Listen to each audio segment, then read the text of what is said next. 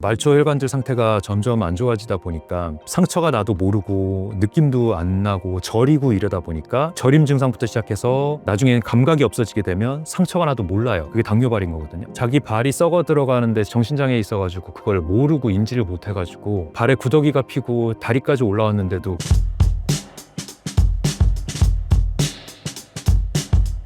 안녕하세요. 응급의학과 전문의 최석재입니다.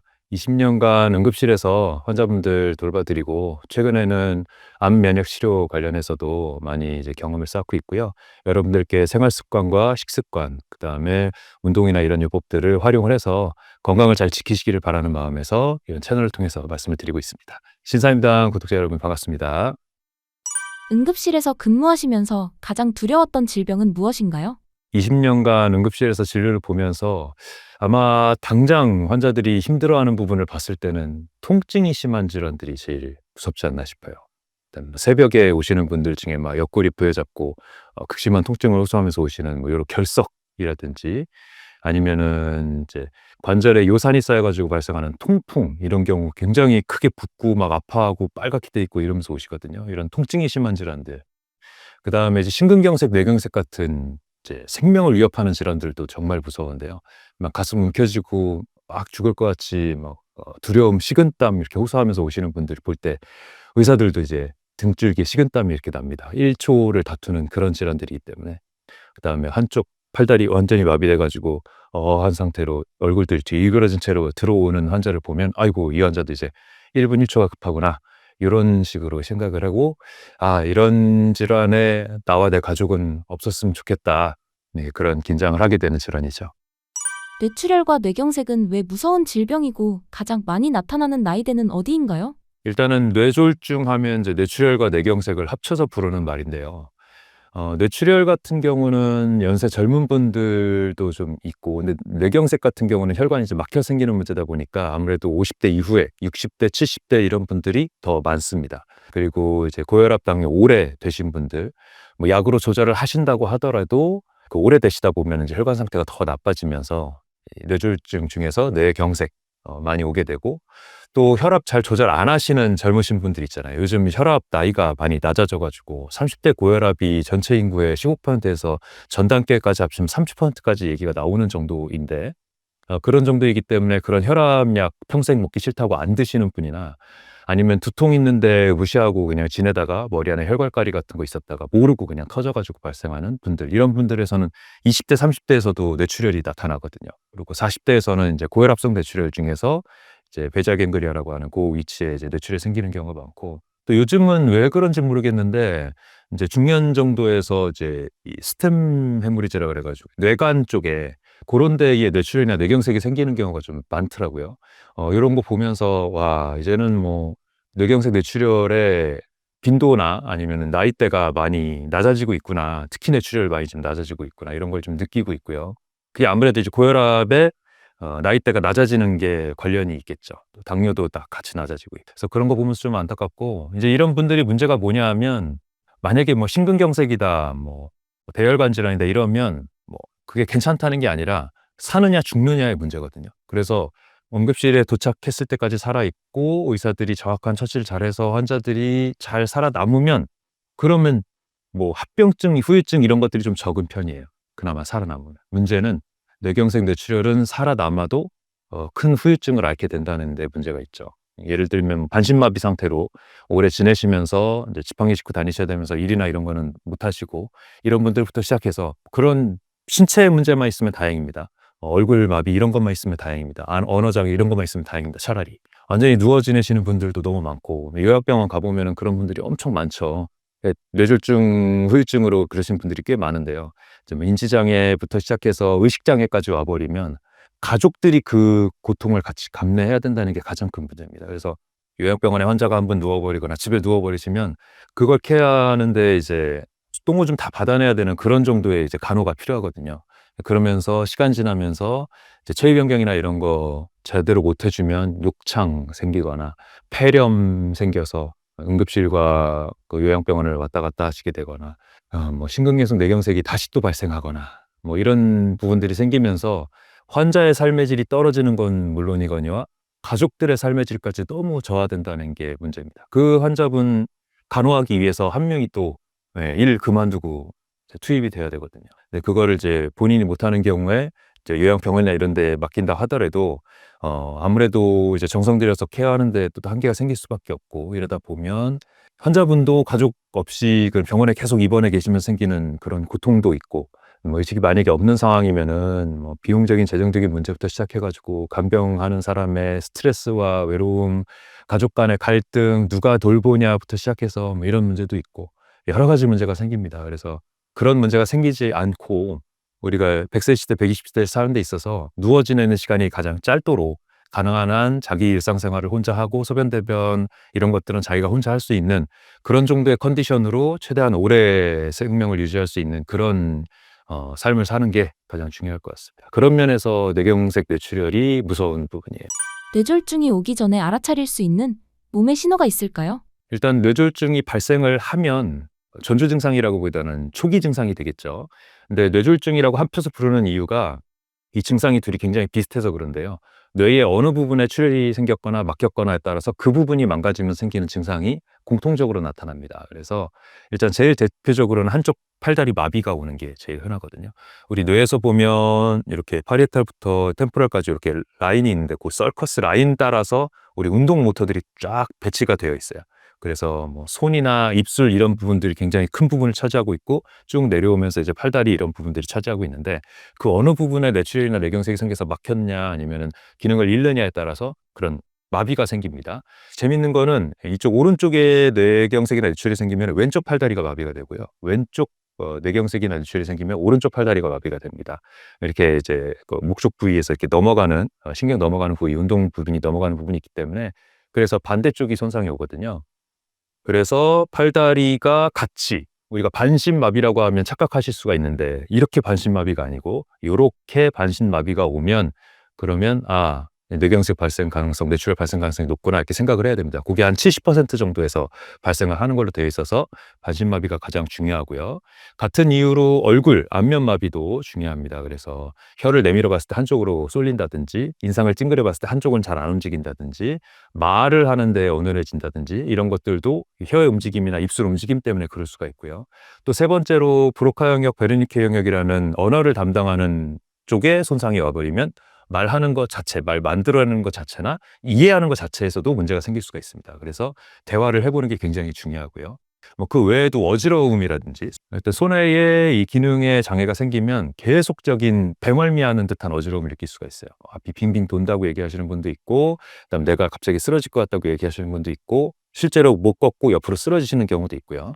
이제 평형 감각이 떨어지게 되는 그런 건데, 뭐 이런 게 뇌출혈이 손해에 생겼을 때 발생할 수가 있고, 또 같은 위치로 뒤쪽에 생기는 부분 중에 시각의 장애가 또 생기는 경우가 있습니다. 그래서 뒤쪽에 생기는 뇌경색이나 뇌출혈 중에 시야 장애, 좁아서 보인다든지 아니면 흐릿하게 보인다든지 이런 것도 있을 수가 있고요. 그 다음에 또 앞쪽에 전두엽 쪽에 문제가 생기면 성격 장애 같은 게 오는 경우가 있어요. 그래가지고 갑자기 폭력적이 된다든지, 안 하던 사람이 갑자기 욕을 많이 한다든지 뭐 이런 변화도 생기거든요. 그래서 술 많이 드시는 분 중에 자주 앞으로 넘어져가지고 전두엽 쪽에 이렇게 뇌출혈이나 이런 것들이 생긴 분들 중에 갑자기 성격이 변했다 이렇게 해서 오셨다가 뇌출혈을 발견하는 경우도 있습니다. 그런 거는 이제 외상에 의한 뇌출혈이긴 하지만 위치에 따라서 그런 증상들이 다 다르다는 거.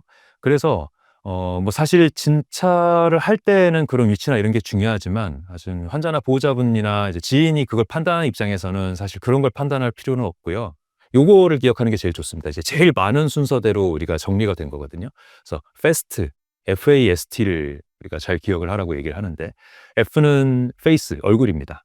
얼굴이 움직임이 떨어지거나 아니면은 혀를 내밀어 봤을 때 한쪽으로 몰리거나 이렇게 침이 흐를 정도로 입술이 기울어지거나, 물론 여기서 이제 우리가 구안화사라고도 부르는 페이셜 팔시 이런 것도 비슷한 증상이 나타날 수 있긴 하지만 그거는 검사해 볼 때까지 모르는 거고요. 그래서 얼굴에 장애가 왔을 때의 뇌경색이나 뇌출혈을 의심해라. 두 번째는 A죠. 암, 손을 보는데요.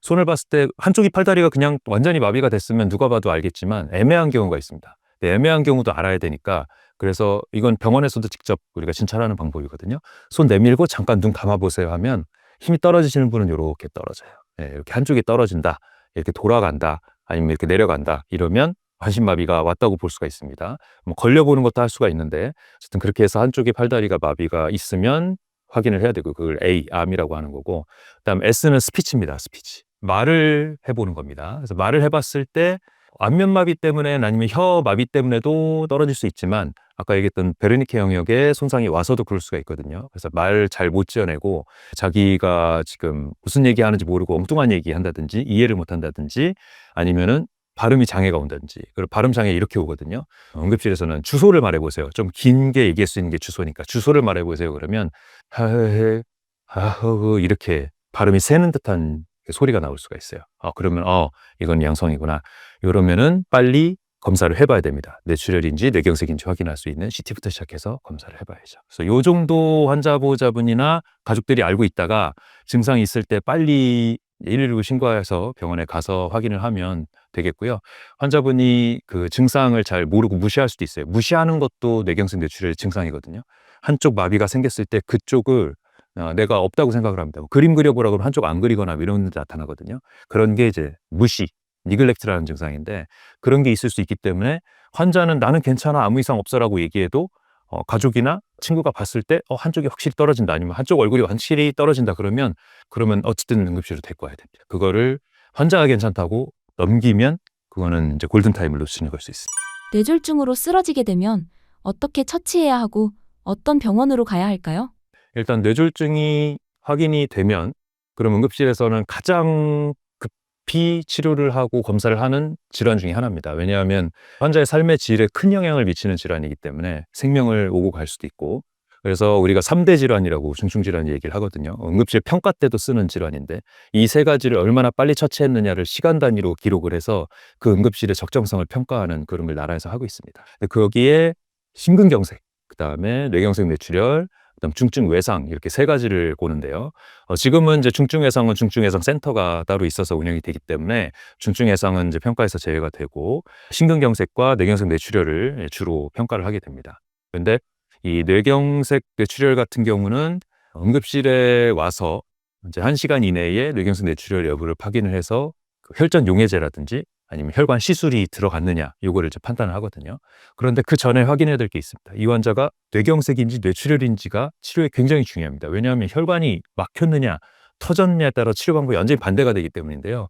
그게 정확하게 확인이 안 되고 그냥 진찰만으로는 치료를 할 방법이 없습니다. 왜냐하면 뇌경색인지 뇌출혈인지 증상이 거의 똑같기 때문에 그래서 먼저 머리 CT를 찍게 되는데요. 비조형 CT를 찍는 병원이 대부분이고 간혹가다 병원에 따라서는 조영제 CT를 바로 찍어보는 경우도 있습니다. 혈관 상태를 바로 알기 위해서. 그래서 CT를 찍어봐서 뇌출혈이 있는지를 먼저 확인을 하고 그다음 거기서 출혈이 없으면 뇌경색 가능성이 높다라고 생각하고 가능한 한 빠르게 MRI를 찍습니다. MRI를 찍는 병원이 있고 아니면은 이제 조형 CT 중에서 퍼퓨전 CT라는 걸 찍는 병원이 있고 조금씩 다른데 MRI를 찍어보면 MRI 중에 디퓨전이라는 MRI가 있어요. 보통 우리가 뭐 무릎이나 뭐 머리 MRI 찍을 때 보면 30분, 45분 이 방에 들어가서 가만히 누워 있으면서 소리 막 들리면서 해야 되잖아요. 그래서 나는 폐쇄공포증 때문에 MRI 못 찍어 이러시는 분들도 꽤 있고 그다음에 뭐 조금 움직임이 있거나 이런 분들은 이제 움직임 고정해가지고 찍어야 되는데 그게 안 돼서 못 찍는 분들도 있고 그런데 응급실에서 찍는 MRI는 디퓨전 MRI라 그래가지고 짧게 5분에서 10분 정도만 찍는 MRI입니다. 근데 그 MRI 찍는 동안에도 막 움직이고 이제 의식이 떨어지면 못 찍는 경우도 있어서 막 재우고 찍고 이렇게 하기도 하는데 그렇지 않고 이제 의식이 정상적이고 이제 컨트롤이 된다 그러면은 이제 10분 이내 보통 길어도 15분 이내에 찍거든요. 그래서 그걸 찍어보면 뇌경색이 아주 급성기에 나타난 것도 확인이 됩니다. 그래서 MR 디퓨전까지 찍어보고 거기서 뇌경색이 확인되거나 둘 다 없으면 이제 다른 질환일 가능성이 있는 거예요. 예를 들면 대사성으로 의식이 떨어진다든지 뭐 내과적인 질환들 중에 의식 떨어지는 질환들이 많죠. 그런 것들을 초기에 뭐 당이라든지 뭐 산증이라든지 확인을 하긴 하지만 그렇지 않고 애매한 부분들도 있기 때문에 그러면 내과적인 다른 원인이 있겠구나라고 추정을 할 수가 있는 거고요. 근데 그렇지 않고 뭐 반신마비나 이런 거는 이제 CT나 MRI 디퓨전에서 거의 확인이 되죠.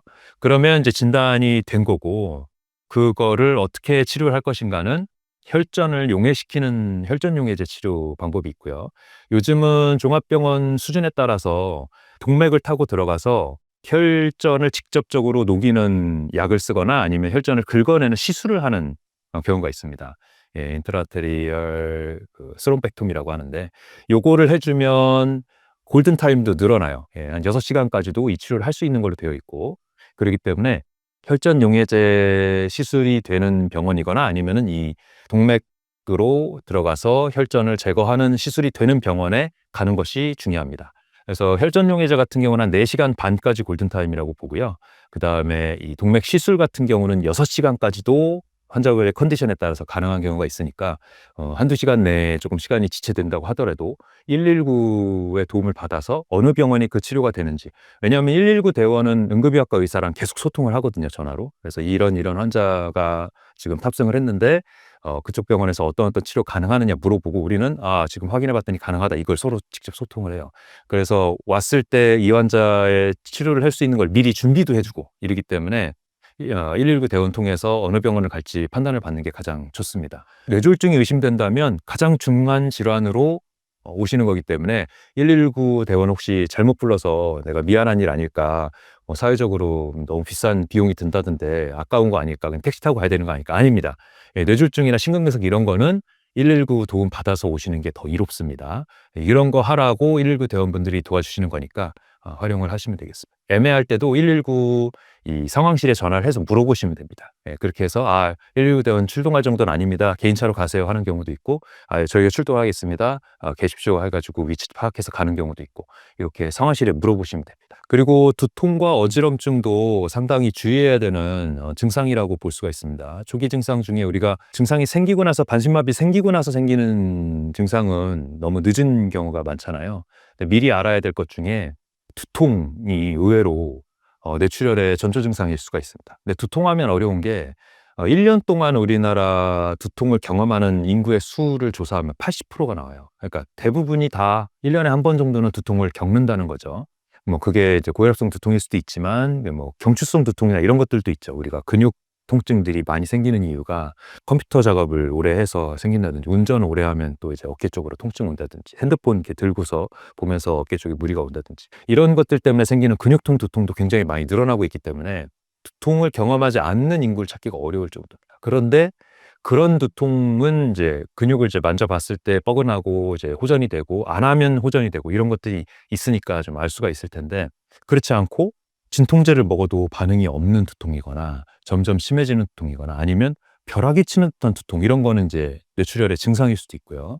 이런 것들이 있을 때에는 그냥 두지 마시고 검사를 한 번은 해야 됩니다. 왜냐하면 두통을 그냥 뒀다가 뇌출혈이 생겨서 왔는데 지금까지 한 번도 검사 안 했어요 이러는 분들도 많고 그냥 응급실에 너무 머리가 아파서 왔어요. 검사 없이 약만 지어주세요. 진통제만 맞고 갈게요 라고 했다가 그래도 검사 한번 해봅시다 라고 했는데에 머리 안쪽에 큰 혈관꽈리가 발견이 된다든지 뭐 드물게는 종양이 발견이 된다든지 이런 경우가 실제로 있습니다. 이미 터져서 왔는데도 두통이 그렇게 심하지 않은 경우도 봤었고요. 지주막하 출혈인데 별로 두통이 심하지 않은데 응급실 왔다가 갑자기 경련하면서 넘어간 사례도 있었거든요. 20대 중반 여성이었는데 그때 참 너무 놀랐던 생각이 나는데 이런 것들 보면서 두통을 그냥 두면 안 된다. 우리가 한 번은 우리가 맨날 편두통 그러면서 약만 먹고 지켜볼 게 아니라 한 번은 혈관 검사를 해야 된다. 그래서 그냥 CT를 하면은 알 수가 없고요. 조영제 CT를 찍어보든지 아니면 조영 MRI를 찍어봐서 혈관 꽈리 같은 게 있는지 꼭 한 번은 확인을 해야 됩니다. 아니면 종양 같은 거 있는지 확인을 꼭 한 번은 해야 됩니다. 그 다음에 이제 어지럼증도 굉장히 어려운 증상 중에 하나인데요. 이 어지러움하면 우리가 이제 앞에 배멀미 하듯이 이렇게 막 어지럽거나 아니면 빙빙 도는 어지럼증이나 이런 것들의 한 70% 정도는 귀의 전정기관의 어지러움이 있어요. 그래서 그거는 여러 번 자주 겪으신 분들이 있고 귀에서 이명 많이 들리거나 이러다가 오는 경우도 있고 그렇기 때문에 그런 분들은 귀에 의한 어지럼증이 좀 높은데 그렇지 않고 한쪽 팔다리 마비나 이런 뇌경색 증상들이 동반이 되는 어지럼증일 때는 손해의 뇌경색 뇌출혈인 경우가 있습니다. 이게 어지럼증 전체에서 보면 한 10%에서 20% 정도 되거든요. 그래서 그 어지럼증을 찾아내는 게 또 응급실에서 해야 될 일이에요. 말 그대로 근데 어지럼증만 있는 경우에도 그런 경우가 있으니까 그래서 어지럼증이 있을 때 뭐 처음 겪어보는 어지럼증이고 혹시라도 한쪽 팔다리 마비나 안면 이상이 동반이 되어 있거나 시야장애 같은 게 동반이 되어 있거나 언어장애 같은 게 동반이 되어 있거나 이럴 때는 당연히 응급실 빨리 오셔서 뇌경색이나 뇌출혈이 손해에 온 게 아닌지 확인을 꼭 해야 되고요. 그렇지 않고 그냥 어지럼증이어도 처음 발생하거나 이전에 한번 검사를 해보지 않았다면 와서 확인을 하는 게 맞습니다. 그다음에 한 10% 정도는 심장 원인, 부정맥 원인의 어지럼증이 또 있을 수 있기 때문에 그래서 그런 것들도 어차피 응급실에서 확인해야 되는 부분이니까. 그래서 어지럼증 중에 30% 정도는 진짜 응급실에서 확인해야 되는 어지럼증이다. 어지럼증도 무시하지 말자라는 말씀을 드려야 되겠습니다. 건강보조식품 같은 약으로 뇌졸중이나 뇌경색을 막을 수 있을까요? 아니면 생활 식습관이 더 중요할까요? 건강 보조식품으로 이런 뭐 뇌졸중을 예방한다는 거는 사실 거의 불가능합니다. 아주 미세한 도움이 될 수는 있겠지만 뭐 직접적으로 내가 고위험군인데 이걸로 막아보겠다? 그거는 큰 의미가 없고요.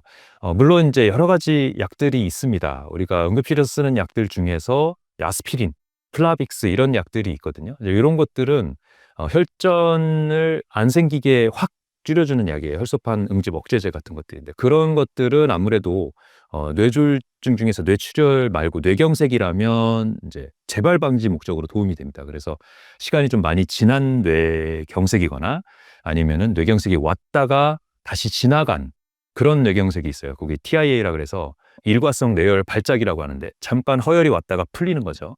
그래서 이런 경우에는 저희가 아스피린을 두 알을 먹이고 입원을 시켜놓는 경우도 있습니다.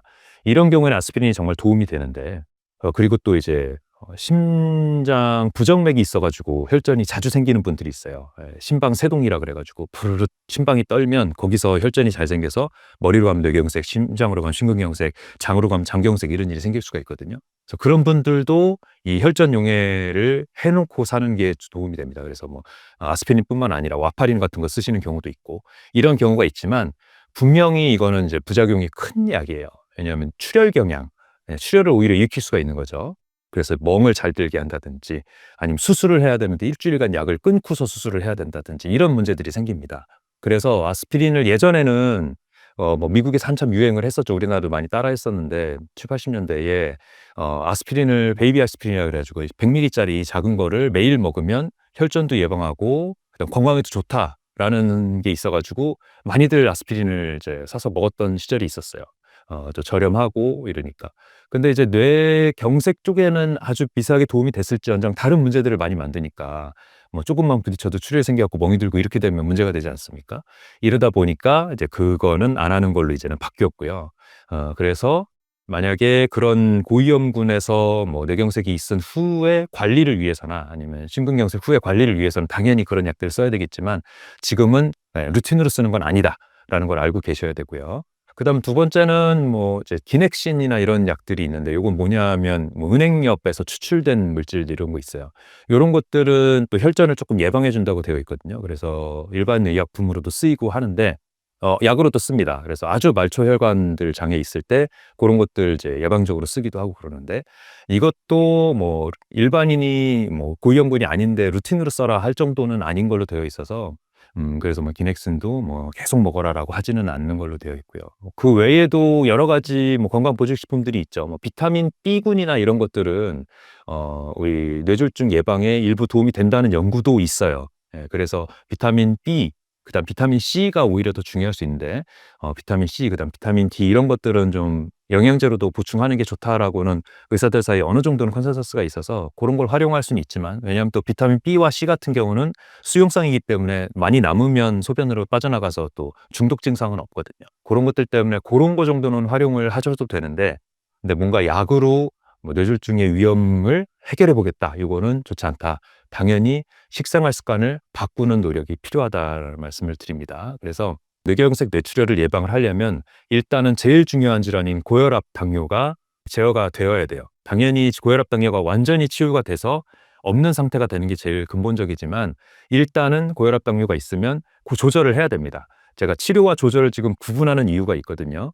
우리가 고혈압 당뇨 약을 먹기 시작하면 나는 치료를 하고 있어라고 생각하시는 분들이 대다수고 의사도 대부분 치료를 하고 있다라고 설명을 해줍니다. 하지만 고혈압 당뇨라는 질환은 약으로 치료를 하는 질환이 아니고요. 합병증을 미루는 질환인 겁니다.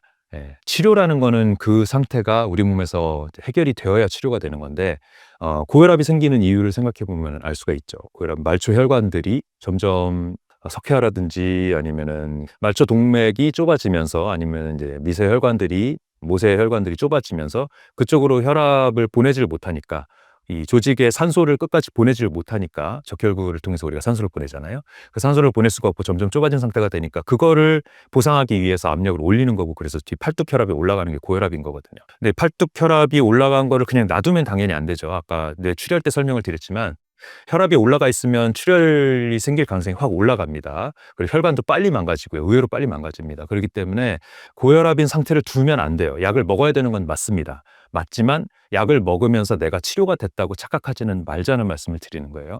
혈압을 조절을 해야 되는 건 맞지만 내 식생활 습관을 바꿔서 혈압약을 안 먹어도 혈압이 떨어지는 상태가 되어야 그게 치료가 된 겁니다. 당연하겠죠? 그게 당연한 말인데 우리가 그걸 착각하면서 살고 있다.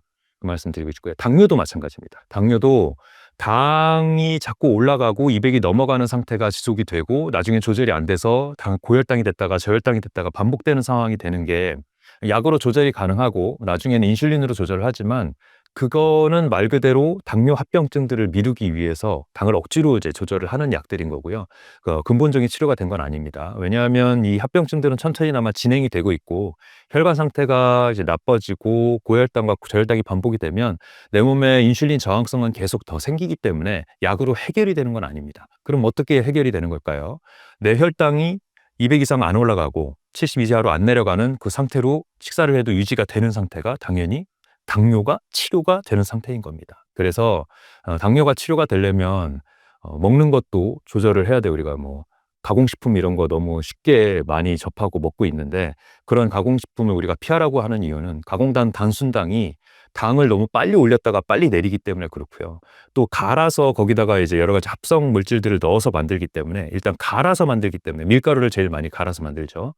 그러다 보면 그 밀가루들이 우리 몸의 소장까지 내려가서 빠르게 흡수가 되면서 혈당 피크를 이룹니다. 혈당 피크를 한번 이루게 되면 좀 이따 인슐린이 나와가지고 그 당을 낮추기 위해서 많이 분비가 되고 그러면 다시 저혈당 가고 이게 반복이 되다 보면 나중에 가서는 이 근육세포가 당을 인슐린을 통해서 들어오는 거를 못하게 되는 거죠. 그게 인슐린 불내성이 되는 거고 인슐린 저항성이 생기는 거고 그렇게 인슐린에 대한 반응이 없어지면 나중에는 당이 그냥 무한정 올라가 있어가지고 소변으로 당이 나오는 당뇨가 되는 겁니다. 그래서 그런 상태를 막으려면 식생활을 바꿔야 되고 운동 부지런히 해가지고 당이 빠르게 오르는 거를 막아주는 걸 해야 되고 먹는 것들도 글라세믹 인덱스가 낮은 음식들로 조절해서 먹어야 되는 거고 그러려면 자연식이 가장 좋죠. 그래서 통곡물, 탄수화물을 먹어도 통곡물을 먹어야 되는 거고 그 다음에 단백질 너무 욕심내지 말고 단백질, 탄수화물, 지방이 모자라서 우리가 문제가 생기는 건 거의 없거든요. 무기질, 그다음 항산화물질, 섬유질, 비타민 이런 것들이 많이 들어가 있는 음식들을 어떻게 먹을 것인가를 항상 고민을 해야 되는 거고 그러다 보면 이제 현미 중심의 채소 중심의 식사를 이제 강조를 할 수밖에 없는 거죠. 물론 이제 다른 뭐 저탄고지라든지 이런 방법도 일부 도움될 수 있습니다만 우리가 하기에는 현미채식이 도움이 많이 됩니다. 편하고 비용도 좀 덜 들고 이런 것들 때문에 우리 가까이에 있는 현미와 초록색 채소 중심으로 식사를 해라. 그 다음에 운동해라. 그 다음에 수면 같은 경우도 말씀 많이 드리거든요. 근데 혈압을 안정시키는데 너무 중요한 게 또 수면이기 때문에 마음 안정시키고 명상 관리하고 그 다음에 이제 기분 좋게 항상 감사하는 마음으로 살고 이런 마음 관리를 좀 할 줄 알아야 또 선순환이 일어나고요. 그 다음에 이제 잘 먹고 잘 잤으면 잘 싸야 되겠죠. 네, 소변 대변도 이제 편하게 볼 수 있도록 초록 채소 먹으라고 하는 이유 중에 이제 섬유질이 있는데 섬유질을 충분히 섭취한 상태에서 대변이 장에서 머무는 시간이 짧아야 이제 원활하게 우리 몸에서 이제 장 건강이 유지가 되는 거고 장 건강이 너무 중요한 게 장을 통해서 미세한 이제 미생물들도 우리 몸에 이제 침투를 할 수가 있지만 이 뇌의 기능에도 영향을 주기 때문에 장래축이라는 말을 많이 하잖아요. 그래서 이 세로토닌, 멜라토닌들이 잘 나오고 잠을 잘 자게도 할 수 있고 기분 좋게도 할 수 있는 우울증을 감소시키고 이런 것들이 다 장에서 관리가 돼요. 그렇기 때문에 장 관리 굉장히 중요하고 또 소변도 많이 볼 수 있도록 물 충분히 마시게 하고 이렇게 해서 너무 짙은 소변 될 때까지 두지 마시고 미황색의 아주 옅은 소변색이 나올 수 있도록 물을 충분히 먹어주고 이렇게 해주는 게 굉장히 중요합니다. 췌장암은 왜 압도적으로 사망률이 높을까요? 췌장암 하면 사망률이 높은 암, 가장 무서운 암으로 유명하죠. 아직까지도 다른 암들은 지금 우리나라에서 암치료 굉장히 잘하고 있다라고 알려져 있고 실제로도 그렇고 그래서 다른 암들까지 토탈 통계를 내면 전체 암의 5년 생존율이 70%를 넘어가고 있습니다. 그래서 암은 무조건 걸리면 죽는 질환이라고 하는 건 옛말이 됐고 1, 2기에 잘 발견이 된다면 충분히 이겨내고 오래 살 수 있는 그런 질환이 되었는데요. 하지만 췌장암은 아직도 그 비율이 굉장히 낮습니다. 그래서 5년 생존율이 지금 최신 통계에서 한 13% 조금 넘게 나오거든요. 13%. 그러니까 8명 중에 1명만 5년 이상 살아남고 나머지 분들은 투병하다 사망하거나 치료를 제대로 받지도 못하고 사망하는 일들이 많다는 얘기입니다.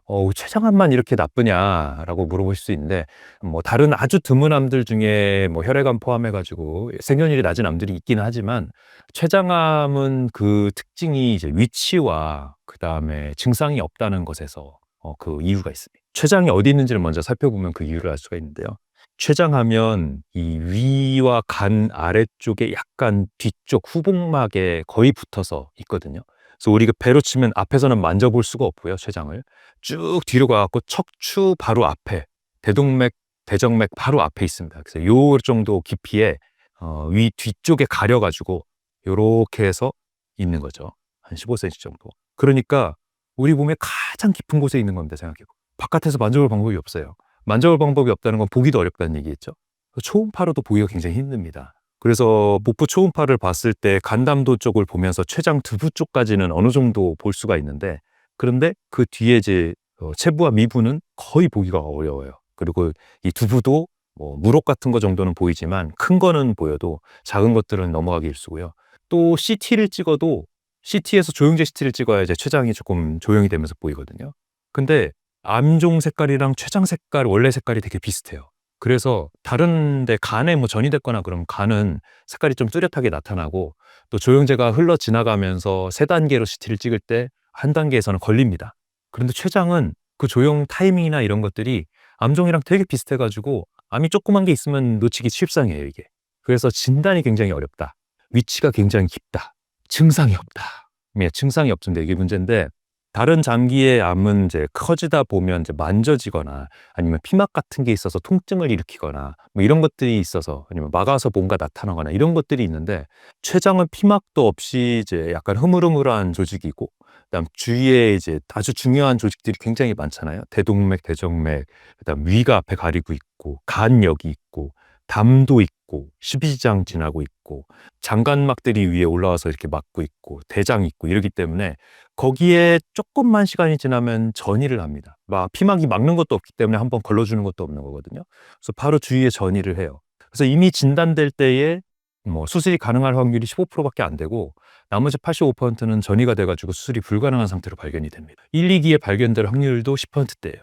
그러니까 다 3, 4기에 발견이 되지. 3, 4기라는 건 주위 조직에 침범이 됐거나 완전 원격 장애인기에 갔다는 얘기인데, 제일 많이 가는 게 간, 그 다음에 폐, 이런 데를 많이 가거든요. 이런 데로 많이 가버리니까 그러면 이미 수술은 안 되고 항암제만 가지고 환자를 치료를 해야 되는 상황이 생기는 거죠. 우리가 지금까지 얘기하는 3대 종합 대표 치료를 이제 수술항암 방사선이라고 얘기하지 않습니까? 근데 수술 안 되고, 또 방사선도 다른 장기들이 너무 많기 때문에 거의 안 돼요. 그럼 항암제만 갖고 치료를 하는데 항암제도 반응이 20%대 이하입니다. 그리고 항암제를 썼다가 또 반응이 없으면 다른 종류로 바꾸면 더 이게 확률이 떨어지고, 또 이제 면역 항암 치료 같은 것들도 개발이 굉장히 더딘 분야 중에 하나고, 이런 것들 때문에 뭐 5FU, 젬스타빈 뭐 이런 것들 많이 써서 치료를 시도를 하고 계시긴 하지만 그 성공률도 너무너무 낮다. 증상도 없지, 위치도 너무 깊어서 만져지도 않고 발견도 어렵지, 이미 발견됐을 땐 이미 주의장기로 전이된 경우가 많지, 증상도 없지, 이런 것들이 종합되다 보니까 이 최악의 암으로 유명해질 수밖에 없는 거예요. 그래서 췌장암이 생길 수 있는 그런 어떤 내 몸의 환경을 만들지 않는 게 좋다. 물론 다른 암도 마찬가지입니다만, 이 암이 생기지 않는 내 몸의 환경을 만들어야지. 이 암이 발견됐을 때는 이미 많이 늦은 상태인 경우가 많거든요. 특히 췌장암이 그렇고, 다른 암도 사실은 1cm 곱하기 1cm짜리 암이 발견됐다는 거는 암세포가 여기서 10억 개, 1억 개에서 10억 개 정도가 모여 있다는 얘기입니다. 그냥 세포 단위로 한두 개가 있는 게 아니에요. 이 10억 개의 암세포가 생기려면 이미 우리 면역계가 정상일 때 기준으로 5년에서 15년이 지나야 그 1cm가 생기는 거거든요. 그러니까 우리가 건강검진에서 운 좋게 1cm짜리 암을 발견했다, 똑 띄어냈어, 나는 너무 괜찮아, 이렇게 생각하는 게 아니고, 1cm짜리 암이 발견됐다는 거는 이미 5년에서 15년 전부터 한 개의 암세포들이 발생을 해서 그게 내 몸의 면역세포들이 잡아내지 못하고 증식을 시작했다는 얘기고, 그 얘기는 특히 10억 개의 암세포가 생길 정도면 마이크로 혈관 따라서 내 몸의 이곳저곳에 다 원격 전이가 되어 있다는 상태로 받아들여야 됩니다. 그렇기 때문에 수술만 하고 끝나는 게 아니라 항암 방사선을 막 하는 거고요. 근데 그런 항암 방사선을 한다 그래서 그 암들이 다 없어지냐 하면 또 그렇지가 않다는 게 문제예요. 이 암세포들은 이렇게 죽이는 치료를 하면 그런 암세포들도 하나의 생명이기 때문에 숨습니다. 그래서 그 캔서 스템셀이라고 하는데 줄기세포 단위로 다시 돌아가는 식으로 바뀌어가지고 암세포가 아닌 것처럼 위장을 하고 숨어 있어요. 그렇게 하고 있다가 암치료 여러 번 다 하고 끝나고 나면 그때 다시 시작을 합니다. 그리고 그때는 우리의 면역세포들과 이 방어력들이 다 떨어진 상태로 시작을 하는 거죠. 그렇게 제초제 다 뿌린 상태처럼 우리 몸을 만들어 놓고 다시 요익당 하면 어떤 세포가 더 빨리 자랄까요? 당연히 암세포가 빨리 자랍니다. 왜냐하면 암세포는 당연히 산소 대사만을 하는 세포가 아니고 주위 조직들의 산증을 만들고 저산소 상태를 만들고 저체온 상태를 만들어서 자기가 좋아하는 마이크로 인바이러먼트, 미세 환경을 만드는 조직이거든요. 그렇게 해서 미세 환경을 만들면 더 빠르게 증식을 하고 더 빨리 전이를 하는 특성을 가지게 됩니다. 그러니까는 우리 몸의 면역력을 다 낮춰서 NK 활성도 1 이하, 40 이하 이렇게 만들어 놓고 그 다음에 암세포들이 지금 살아있는 상태로 시작을 하면 그 암세포들이 훨씬 빨리 자라기 때문에 5년 생존율을 기준으로 보는 이유가 1, 2년 사이에 재발이 빠르게 생기기 때문이거든요. 그래서 1, 2년 재발 기간 지나면 그래도 재발 안 했나 보다 이렇게 추정을 하는 건데, 사실은 5년이 지나도 언제든지 재발할 수가 있는 환경이 되어 있는 겁니다. 그래서 수술항암 방사선만 하고 치료를 끝내면 안 되고 수비적인 치료를 해서 내 몸의 환경을 바꿔서 완전히 다른 암세포들을 잡아먹을 수 있는 내 몸의 환경을 만들어준다는 얘기를 적극적으로 드리는 거죠. 췌장암의 위험성에 대해서 얘기하다 여기까지 왔는데, 어쨌든 췌장암은 이런 이유들로 굉장히 우리 몸에 악영향을 주는 그런 무서운 암이 맞습니다. 췌장암이 어느 정도까지 커져야 사람들이 병원에 가야겠다고 느끼나요? 이 췌장이 생각해보면 이렇게 생겼거든요. 요 손가락 요렇게 요 정도 크기로 생겼는데, 이 췌장이 어디에 있냐에 따라서 증상이 다 다르고 증상이 나타날 수도 있고 안 나타날 수도 있습니다. 그러니까 다른 장기들은 그 장기에 문제가 생겨서 다른 장기에까지 퍼질 정도면 보통 증상이 나타나고서 퍼지기 때문에 1, 2기에 발견이 되는 건데, 췌장은 그 위치에 따라서 전혀 증상이 안 나타날 수가 있다는 거죠. 근데 이제 그 중에서 제일 많은 증상이 황달이거든요. 왜냐하면 황달도 췌장에 직접적으로 증상이 나타나서 생기는 게 아니라 췌담관을 막아서 생기는 겁니다. 얘가 커져가지고. 그래서 우리가 췌장에서 이렇게 관이 하나 있어요. 관이 있고 이게 췌장관인데, 이 췌관이 담낭에서 나오는 담관이랑 합쳐져 가지고 췌담관이 됩니다. 이 췌담관이 된 다음 12지장이 붙거든요.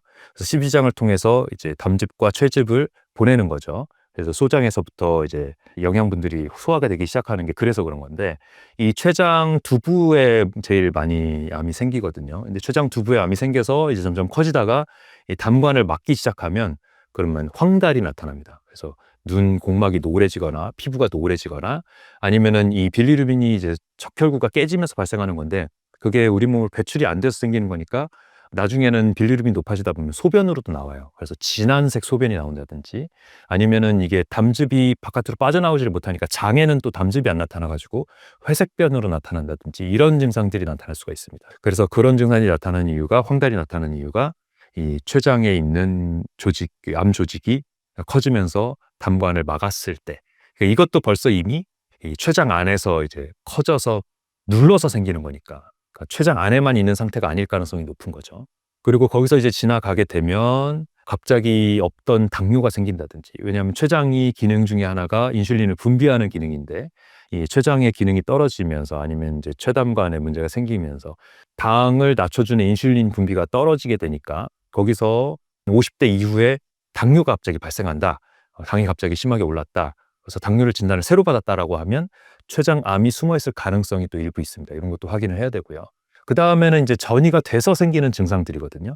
등 쪽으로 통증이 나타났다. 이런 경우는 이제 대동맥의 전이나 아니면 뼈로 전이, 척추 쪽으로도 전이가 잘 될 수가 있죠. 가까우니까. 그래서 그런데 전이가 되면 연관통이라 그래가지고 그 신경에 관련이 된 부분들의 통증이 나타날 수가 있어요. 그래서 췌장 자체는 통증이 없는 조직인데 그 주위 조직들을 누르거나 거기에서 압력을 줘가지고 생기는 통증들이 나타날 수가 있어서 등 통증이라든지 아니면 상복통, 위에서 발생한 통증이나 이런 것들이 연관통으로 나타나는 경우가 있기 때문에 굉장히 좀 애매하고 비특이적인 증상들입니다. 생각해 보면 위에 통증이 없는 사람이 우리나라 사람이 있습니까? 뭐 매운 음식 좋아하고 빨리 먹는 습관들이 있고 이러기 때문에 다 위장관 질환들을 조금씩 갖고 있고 내시경에 보면 위험이 없는 분들이 더 드물고 이런 상황이기 때문에 위험 증상들 다 조금씩 갖고 있단 말이에요. 그래서 뭐 이런 소화불량 증상이라든지 뭐 상복통 이런 것들은 그냥 우습게 넘기기 쉽상인데 이런 것들이 오래 지속이 되거나 체중 감소랑 동반이 되거나 이러면은 혹시 췌장암 여부를 확인을 해봐야 될 생각을 해야 됩니다. 특히 체중이 6개월간 10% 이상 줄어들었을 때 이럴 때에는 적극적으로 확인을 해볼 필요가 있고요. 식사 변하지 않았는데 체중이 갑자기 줄어든다. 이거는 암세포가 이 영양 대사를 굉장히 비효율적인 대사를 하면서 영양분들을 많이 쓰거든요. 이렇게 하면서 지방산 중심의 대사를 많이 하는데 이럴 때에 이 에너지가 많이 쓰이면서 생기는 체중 감소인 경우가 있습니다. 그리고 같은 이유로 등 통증일 때에도 그냥 허리 아프다고 생각을 하지 이 등 통증이 췌장암과 관련했다고 생각하기 어렵거든요. 근데 또 이게 어려운 부분은 이런 위장관 증상과 등 증상을 또 누구나 갖고 있기 때문에 또 이 말씀을 드리면 또 누군가는 너무 걱정을 합니다. 그래서 또 병원에 가가지고 이거 걱정이 되니까 검사를 해주사 하는데 또 검사가 또 필요가 없는 경우도 있고 검사를 하기 또 어려운 경우도 있고 비용도 많이 드는 경우도 있고 이런 경우 때문에 또 너무 이런 얘기를 또 강조를 드리면 걱정병이 또 생기니까 또 걱정이고요. 어쨌든 이런 증상들이 굉장히 비특이적이어서 이런 거를 종합해서 생각을 해야 되고요. 건강검진을 했는데 이상이 없다고 들었는데 나중에 췌장암을 진단받았다. 어떻게 된 거냐? 이렇게 물어보시는 분들이 있거든요.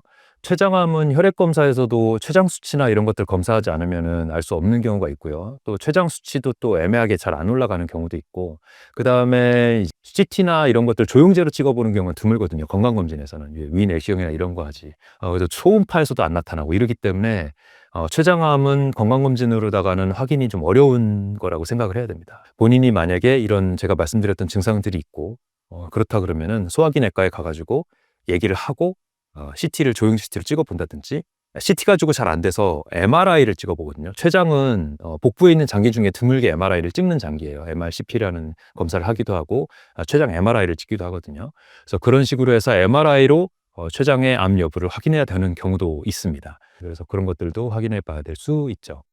췌장암을 초기에 발견하면 완치될 확률이 높아지나요? 췌장암이 운 좋게 1, 2기에 발견되는 경우도 있습니다. 뭐 다른 검사를 하다가 발견되는 경우나 아니면 증상이 좀 빨리 나타나서 보통 황달이 빨리 나타나서 발견되는 경우가 있죠. 그런 경우에는 이제 수술이 가능한 경우가 15%에서 좀 20% 정도 있는데 그렇다고 하더라도 수술이 굉장히 크고 어려운 또 질환입니다. 수술이 가능해도 그만큼 우리 몸에 무리를 준다는 건데요. 이게 휘플 수술로 유명하거든요. 췌장 두부에 암이 있으면 그 주위 장기들을 같이 잘라내게 됩니다. 그래서 위도 3분의 1을 잘라내고요. 십이지장도 제거를 하고 췌담관도 일부 제거를 하고 담낭은 당연히 제거를 하고 그 다음에 소장의 일부 제거를 하고 그다음 대장 장관막도 일부 제거를 하고 필요한 경우에는 이제 췌장 미부에 관련이 돼 있을 때는 비장도 제거를 하는 경우가 있습니다. 장기를 다 복부에 있는 장기를 건드려야 되기 때문에 수술 시간도 오래 걸리고 마취 시간도 오래 걸리고 제가 전공의 때는 13시간에서 15시간 정도 길어지는 수술로 유명했어요. 길어지면 17시간, 19시간 걸려서 하루 종일 하는 수술로 유명했거든요. 그 수술이 그렇게 길다 보니까 환자가 마취 시간도 길어지고 그러다 보면 주위 장기들도 다 손상이 갔기 때문에 회복도 오래 걸리고 이러기 때문에 요즘은 이제 수술 시간이 많이 좀 짧아졌다 그래서 이제 7시간에서 9시간 정도 걸리는 수술로 돼 있는데 그것도 굉장히 긴 수술에 속합니다. 많이 좋아졌다는 게 그런 정도니까. 그래서 수술이 된다고 하더라도 굉장히 환자의 몸에 치명적인 손상을 입힐 수밖에 없는 그런 수술이기 때문에 그렇다고 수술을 안 할 수는 없죠. 당연히 해야죠. 암종을 걷어내는 게 더 좋은 치료니까. 네, 그렇게 하더라도 빨리 재활을 하고 항암치료, 방사선치료 빨리 마치면서 수비적인 치료를 하고 내 몸 면역력을 올리는 식생활 개선하고 생활습관 개선을 하고 마인드 개선을 해서 작은 암세포들은 다 잡아먹을 수 있는 환경 만들어줘야지 그냥 수술했으니까 됐다, 운 좋았으니까 됐다 이렇게 생각을 하는 거는 금물입니다. 수술도 굉장히 어렵고 또 수술 후에 항암도 굉장히 오래 하거든요. 그렇기 때문에 그런 것들을 관리를 해줘야 된다. 할 수 있으면 90% 온열 치료 같은 걸로다가 복부에 온열을 주는 방법이기 때문에 췌장암에 도움이 많이 되는 걸로 돼 있어요.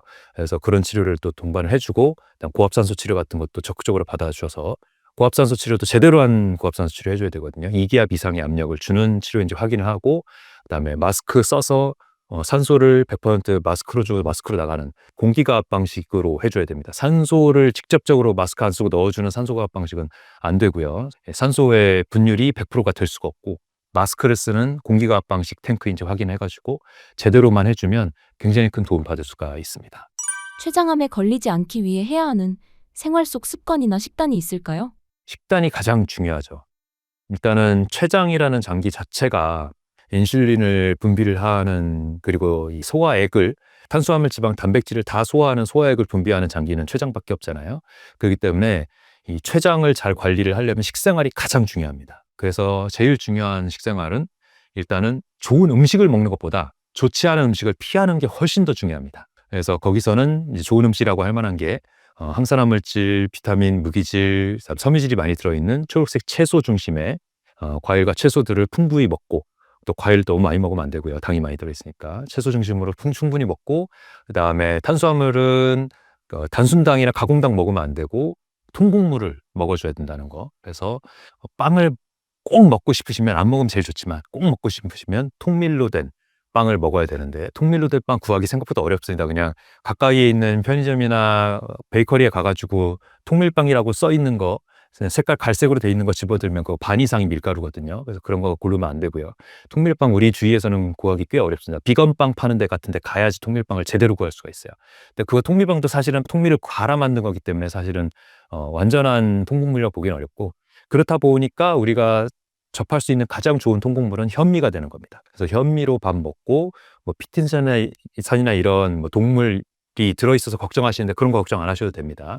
오히려 우리 몸에 이로운 부분들도 있고 하기 때문에 현미로 된 밥을 먹는 게 가장 이롭고요. 초록색 채소 많이 먹고, 이거를 천천히 먹는 게 굉장히 중요합니다. 천천히 먹어야 돼요. 그래서 현미를 먹으면 현미를 씹는 것 때문에 천천히 먹게도 되지만, 완전히 물이 될 까지 천천히 씹어서 먹는 게 왜 중요하냐면, 우리 침에는 이제 아밀라제가 들어있잖아요. 이 아밀라제들이 충분히 들어가서 이 탄수화물을 한번 분해를 해주고, 그 다음에 위로 내려가서 이제 위산을 통해서 단백질을 분해를 해주고, 그렇게 하고서 이제 연동 운동을 통해서 어느 정도 분해를 한 다음에 12장 이하로 내려가야 췌장이 일을 좀 덜 하면서 인슐린 분비도 줄면서 이렇게 소화가 이루어지는 겁니다. 소장에서의 이 소화가 제일 중요하기 때문에.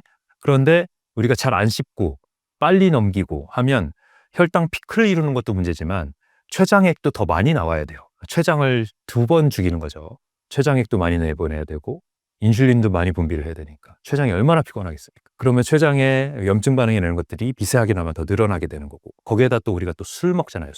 술 마시면, 술은 이제 알코올이 직접적으로 췌장에 손상을 일으키기도 하거니와 췌장염의 주요 원인입니다. 알코올성 췌장염이라는 게 있죠. 급성 췌장염이 대부분이지만 알코올에 의한 만성 췌장염까지 가게 되면 췌장암 확률을 가장 중요한 요인인데요. 13배 올립니다. 13배. 그냥 몇 프로 올리는 정도가 아니라 13배나 올리기 때문에, 그래서 알코올에 의한 만성 췌장염 생기지 않도록 주의를 해줘야 되고, 그래서 천천히 먹는 거, 그 다음에 안 좋은 음식들 피하는 거, 그 다음에 좋은 통곡물 중심과 채소 중심 식사하는 거, 이런 것들을 강조를 드린 겁니다. 췌장암을 비롯한 다양한 암을 인류가 정복할 수 있을까요? 이제 의술이 바라보는 거는 이제 의학적 술 기술이잖아요. 그러다 보니까 아무래도 이제 좀 더 강력하고 좀 더 센 방법으로 뭔가 컨트롤하려는 쪽으로 아무래도 집중이 될 수밖에 없습니다. 그 기조가 좀 바뀌면 좋겠는데 아직까지는 그래요. 그러다 보니까 수술항암 방사선을 어떻게 하면 좀 더 고도화할까에 집중이 되어 있습니다. 암을 어떻게 세게 죽일까에 집중이 되어 있는 거죠. 그런데 암이라는 건 우리가 생각해 보면 우리는 모두 다 암 환자입니다. 항상 우리 젊을 때부터 시작해서도 암세포들은 생기고 있는 거고요. 이게 DNA 변형이 생긴 세포들을 통칭했을 때 이런 변이가 생긴 세포들이 하루에 5,000개에서 10,000개 정도는 생긴다고 하고요. 그 중에 일부는 실제로 암세포가 되기도 합니다. 암이라는 정의를 어떻게 잡느냐에 따라 다른데, 증식하는 상태까지는 가진 않더라도 완전히 변이돼서 암이 될 수 있는 그런 암세포가 됐을 때 그거를 우리 세포 중에서 잡아먹을 수 있는 세포들이 있습니다. 그게 면역세포들인 거죠. NK세포와 T세포로 대표되는 거고요. 이 B세포는 이제 면역 반응을 일으키는 세포니까 이건 제외하고 NK세포, T세포들이 정확하게 암세포들과 바이러스들을 잘 잡을 수 있는 환경을 만들어줘야 되는데, 근데 이 NK세포로 대표되는 이 내추럴 킬러 세포죠. 이 NK세포들의 활성도가 떨어지거나 우리 몸에서 이제 없어지게 되면 이 암세포들로 발생할 수 있는 세포들이 어딘가에 들어가서 거기서 자리 잡고 점점 커지는 게 암이 되는 겁니다. 이게 1cm 이상 커져서 우리가 발견하는 게 암의 조기 발견이 되는 거고요. 그게 조금 더 시간을 몇 달이라도 늦어지게 되면 그게 더 커져가지고 주위 장기 조직으로 전이가 돼서 발견되는 게 3기, 4기, 말기 암인 겁니다. 그렇기 때문에 암 자체가 발견되었다는 것 자체가 우리 몸의 환경에서는 굉장히 안 좋은 환경을 5년에서 15년 정도 전부터 만들고 있었다는 얘기예요. 암세포들을 잡아먹는 상태가 안 됐었다는 얘기죠. 그러니까 그 상태를 만들어내는 게 중요합니다. 그러니까는 의술에다가만 온전히 모든 걸 맡기고 의술이 발전해서 내 암을 해결이 될 거라고 생각하는 건 더 좋은 해결 방법들을 다 내비두고 나는 내 생활 습관을 그대로 유지할 테니까 나를 치료해줘라고 하는 거랑 마찬가지거든요. 그거는 좋은 태도가 아니죠. 그래서 의술은 의술대로 암이 나중에 늦게 발견되었을 때 치료하는 방법들이 개발이 되고 또 제가 집중적으로 말씀을 드리는 수비적인 암 치료 방법들이 더 집중적으로 발견이 돼서 온도로다가 암을 치료를 한다든지 그 온도로 암을 치료한다는 건 온도를 암으로 태운다는 것도 있지만 내 몸 면역력을 급격하게 올리는 방법인 그런 고지고온열 치료 방법들을 얘기를 하는 거고요. 그다음 고압산소 치료 방법 같이 내 몸의 산소 대사들 이를 완전히 올리고 그다음에 줄기세포의 영향력을 더 올리고 해가지고 몸의 산소 대사들을 잘 만들고 혈장을 통해서 산소들이 녹아서 조직 끝에까지 갈 수 있게 하는 그런 수비적인 암 치료 방법들도 많이 개발이 되고 진행이 되어야 되고 많이 퍼져야 되는 그런 상황입니다. 하지만 더 중요한 것은 내 몸의 환경이 암세포들이 미세하게 생겼을 때 잡아먹을 수 있는 환경으로 만들어줄 수 있는 것인가. 그것은 결국은 내 본인밖에 할 수가 없는 거예요. 내가 어떤 식생활을 하고 어떤 운동을 해서 내 몸의 산소대사를 한 번 더 세게 일으키고 혈류를 한 번 더 말초까지 보내고 고혈압이 없어도 혈압이 낮게 우리 몸의 중심 혈압들이 낮게 유지가 되더라도 말초 끝에까지 산소를 잘 보낼 수 있는 환경을 만들까. 그게 우리 몸이 암 환경이 생기지 않도록 만들어주는 주요한 방법들이거든요. 그렇기 때문에 의술에만 집중하는 것은 좋지 않다. 하지만 의술은 계속 발전을 할 겁니다. 요즘은 이제 면역 치료라는 것도 생겨서 면역을 어떻게 올려서 암 치료를 할 것인가 아니면은 T카셀이라든지 카티셀이라죠. 카티셀이나 이런 방법을 통해서 면역 반응을 일으켜 가지고 암세포들을 어떻게 찾아낼 것인가 면역 반응을 해서 암세포들이 면역 반응을 피하는 것을 어떻게 깰 것인가 이런 것들 치료 등들이 늘어나고 있기는 하지만 또 그 외에 중입자 치료 이런 것들 관심 많으시죠. 이런 것들이 있긴 하지만 그런 것들도 분명한 한계들이 존재를 합니다. 면역 치료 같은 경우는 굉장히 빠르게 암세포들이 적응을 해가지고 몇 번 치료받다 보면 또 저항이 생겨가지고 암세포들이 다시 증식을 하고 이런 부분들이 많이 생기고요. 그 다음에 중입자 치료는 비용의 문제부터 시작해서 시설이 너무 크고 이러기 때문에 또 되는 암들이 또 굉장히 제한이 있습니다. 그래서 부작용이 없더라도 죽이는 치료에는 지금까지는 모든 치료 방법들이 한계들이 다 있다. 그래서 수비적인 치료와 내 몸의 면역력을 올릴 수 있는 환경을 만들어주는 것들을 적극적으로 해줘야 우리 모든 암 환자들이지만 이 암에 걸리지 않는 환경으로 만들어갈 수 있다라는 얘기를 강력히 드리고 싶습니다. 요즘 젊은 분들도 당뇨에 많이 걸리시는데 당뇨의 증상이 어떻게 될까요? 요즘 젊은 분들도 당뇨 점점 많아지고 있습니다. 일단은 30대 고혈압이 제일 문제이긴 한데 당뇨는 그래도 40대 후반, 50대 이 정도는 되어야 걸린다고 생각을 했거든요. 근데 요즘은 이제 40대 초반 당뇨도 꽤 많고요. 이 당뇨는 예전에는 제가 배울 때는 당뇨에 이미 진단되었을 때는 최소한 5년 이상 당뇨가 있었을 가능성이 높다. 길게는 10년까지도 본다. 이렇게 얘기를 했었거든요. 그만큼 이제 당뇨를 검사를 할 기회가 별로 없었으니까 그런데요. 요즘은 이제 건강검진도 40대 이후부터는 이제 2년에 한 번씩 나라에서 하라고 하고 또 병원도 자주 가실 일이 있으면 당을 찍어보실 일이나 피검사를 할 때 나타나기도 하기 때문에 그래서 당뇨가 조금 더 빨리 진단이 되고 있기는 합니다. 그런데 이제 빨리 진단되는 부분도 있지만 우리 식생활이 많이 변화해서 당뇨가 빨리 오는 부분도 분명히 있기 때문에 그 부분도 알고 있어야 됩니다. 이게 당뇨라는 거는 이름에 어떤 증상이 있는데요. 소변에 당이 나오기 시작하는 병을 당뇨라고 하는 겁니다. 근데 사실 소변에 당뇨가 나오는 건 당뇨의 프로세스에서 보면 좀 뒤의 얘기예요. 당이 진단 기준에서 보면 아무 때나 검사를 했을 때 당뇨의 증상인 다음, 다뇨, 다식 이런 많이 먹거나 물을 많이 마시거나 소변을 많이 보거나 하는 게 있는 상태에서 혈당 200을 이상 넘어갈 때 그럴 때 이제 당뇨라고 진단을 하는 거거든요. 아니면은 금식을 유지한 상태에서 이제 128 이상이 나오거나 이러면 이제 당뇨를 얘기를 하는데, 근데 이렇게 당이 우리 몸에서 이렇게 높아지게 되는 이유는 사실은 먹는 거에서 원인이 가장 많습니다. 당, 글루코즈라고 하는데, 이 글루코즈는 우리가 포도당을 얘기를 하는 거거든요. 우리가 음식을 먹고 나면 이 음식이 이제 입속에서 이제 씹어서 어느 정도 분해를 하고, 그다음 위를 거쳐서 소장에 들어가게 되면 소장에서 당분들이 가장 흡수가 많이 됩니다. 이렇게 해서 소장에 있는 이 말초 혈류를 타고 당들이 올라가서 포도당 자체는 필요한 장기로 바로 갈 수가 있는데, 그 외에 과당이라든지 이런 복합당 같은 경우는 간으로 가서 한번 대사를 했다가 다시 포도당으로 분해돼서 몸에 나오고요. 혈당 피크를 자주 제가 강조를 드리는데요. 너무 단순당, 포도당에 가까운 단순당들 내지는 과당, 이당류, 설탕 같은 것들, 이런 것들이 많이 우리가 먹게 되면 흡수가 굉장히 빠른 당류이기 때문에 소장에서 빨리 흡수가 되면서 포도당 같은 경우는 바로 이제 장기들로 가서 영향을 주고, 그 다음에 과당 이상의 이런 이당류 같은 경우는 간에서 한번 분해가 되면서 이제 혈중으로 나오는데, 그 속도가 굉장히 빨라지기 때문에 혈당을 200 이상으로 올릴 가능성이 높아지는 겁니다. 요거를 알 수 있는 방법이 이제 연속 혈당계라는 게 있거든요. 예전에는 2주만 체크를 할 수가 있었는데 요즘 6주짜리까지 나왔다고 들었어요. 6주에서 6개월까지도 나왔다고 들어서 계속 개발이 되겠죠. 뭐 배터리의 문제 이런 것들이니까. 저기다 쾅 한번 찍고 나면 핸드폰 대면 내가 앞에 8시간 동안 어떤 음식들을 먹어서 혈당이 어떻게 됐는지를 기록을 남길 수가 있어요.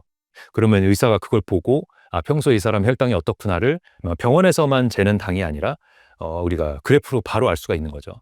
그래서 그걸로 보면 뭔가 되게 음료수를 먹거나 아니면은 빵 같은 거 먹으면 혈당이 당뇨 없는 사람도 200 넘는 경우가 있습니다. 저도 그렇더라고요. 저도 안 좋은 음식을 먹는 날이 되면 200을 넘는 날이 있어요. 당뇨의 고위험군인 거죠. 그래서 어떤 음식을 먹는 게 굉장히 중요하고 또 천천히 먹는 게 굉장히 중요하다고 말씀을 드리는 이유가 혈당 피크를 안 만드는 게 굉장히 중요한 요소입니다. 혈당이 200이 넘지 않고 140, 150 정도까지 올랐다가 그다음 또 식후에 10분 이내에 걷거나 운동을 하면 혈당 피크를 좀 덜 이루거든요. 그래서 천천히 내려가게 되면 췌장에서 나오는 인슐린도 조금만 분비가 되어도 이 혈당이 조절이 되고, 그다음에 인슐린도 그렇지만 췌장액도 덜 분비가 되면서 이 당뇨로 가는 확률이 이제 줄어들게 되는 거죠. 그런 식생활을 계속을 해줘야 되는데, 그렇지 않고 지금 우리가 먹는 식생활처럼 뭐 서구화라고 얘기하는데 서구화라는 표현 좀 안 맞고요. 너무 단순 가공당이 많은 식생활이라고 봐야 돼요. 초가공 식품이라고 하죠. 우리가 라면, 과자, 음료수, 빵, 떡, 면 이런 것들로 대표되는 음식들. 이미 원재료의 모습은 다 없어지고 완전히 갈아가지고 한번 뭉쳐서 만든 것들. 그런 것들이 우리 혈당을 엄청 빨리 올리는 거거든요. 왜냐하면 한번 갈았다 만들었기 때문에 뭉쳐놨다고 하더라도 씹는 게 있긴 하지만 그게 사실 소장에까지 갈 때는 이미 흐트러져서 분해가 되는 거예요. 라면 같은 거, 빵 같은 거 생각해 보세요. 먹자마자 다 그냥 녹지 않습니까? 이런 것들이 혈당을 빨리 올리는 음식들인 거죠. 그리고 또 초가공 식품들이라고 얘기를 하는데, 이렇게 갈아서 합쳐서 만든 거에다가 또 뭐 보존료들, 착색료들 이런 가공품들이 많이 들어가죠. 뭐 당장은 우리 몸에 해가 없다고 알려져서 식품의약품의 안전청의 도움을 받아서 이게 허가를 받고 만들어지는 음식들이긴 하지만, 사실은 이런 것들이 우리 몸에 들어온 지가 50년밖에 안 된 것들입니다. 길어봐야 50년. 그런 거면은 나중에 이제 우리가 100년, 200년 갔을 때 우리 몸에 어떤 영향을 미치는지 모르고 먹고 있는 것들이에요. 그래서 그런 가공품들, 이런 합성 물질들이 들어오는 거는 방지를 해주는 게 좋습니다. 근데 그런 것들이 초가공 식품들이 들어오는 것들 막지 못하고 단순당 가공당들이 우리 몸에 들어오는 걸 막지 못하면 혈당 피크를 이루고 인슐린이 많이 분비되고 이러면 인슐린 저항성들이 생기게 되는 거거든요. 이 인슐린 저항성은 뭐냐면 내 몸의 세포들이 이 포도당을 잘 이용하지 못하는 상태인 겁니다. 이 포도당은 우리 몸에 들어오려면 인슐린이라는 열쇠를 갖고 확인이 돼서 채널을 통해서 세포 안으로 들어오고, 그 다음에 미토콘드리아라는 우리 몸의 세포의 공장 같은 역할을 하는 에너지 공장이 이 당을 가지고 산소를 가지고 에너지를 만들어내는 과정이거든요. 사이트릭 사이클이라고 하는데, 이 사이트릭 애시드 사이클을 이용을 하는 데에 들어간 제일 중요한 요소가 포도당과 산소, 그 다음에 많은 조효소들과 효소들이 있기 때문에 비타민, 무기질들이 필요한 겁니다. 그래서 이런 것들을 통해서 ADP를 ATP로 만드는 과정, 이 에너지를 만드는 과정이 산소 대사 과정인 거거든요. 이제 요거 없이 그냥 산소를 아주 쓰지 않으면서 만드는 과정이 이제 암세포의 대사 과정인 거고요. 그렇기 때문에 이제 정상적인 대사 과정을 이루려면 이런 요소들이 다 잘 이루어져야 됩니다. 그래서 미토콘드리아가 건강한 세포가 암세포가 안 되는 거고 당뇨가 안 되는 거거든요. 그런데 이 당들을 못 들여보낸다? 그러면 이제 인슐린 불내성, 인슐린 저항성이라고 하는 겁니다. 인슐린이 몸에서 혈중으로 뽑아져 나와도 당이 안 떨어지는 거예요.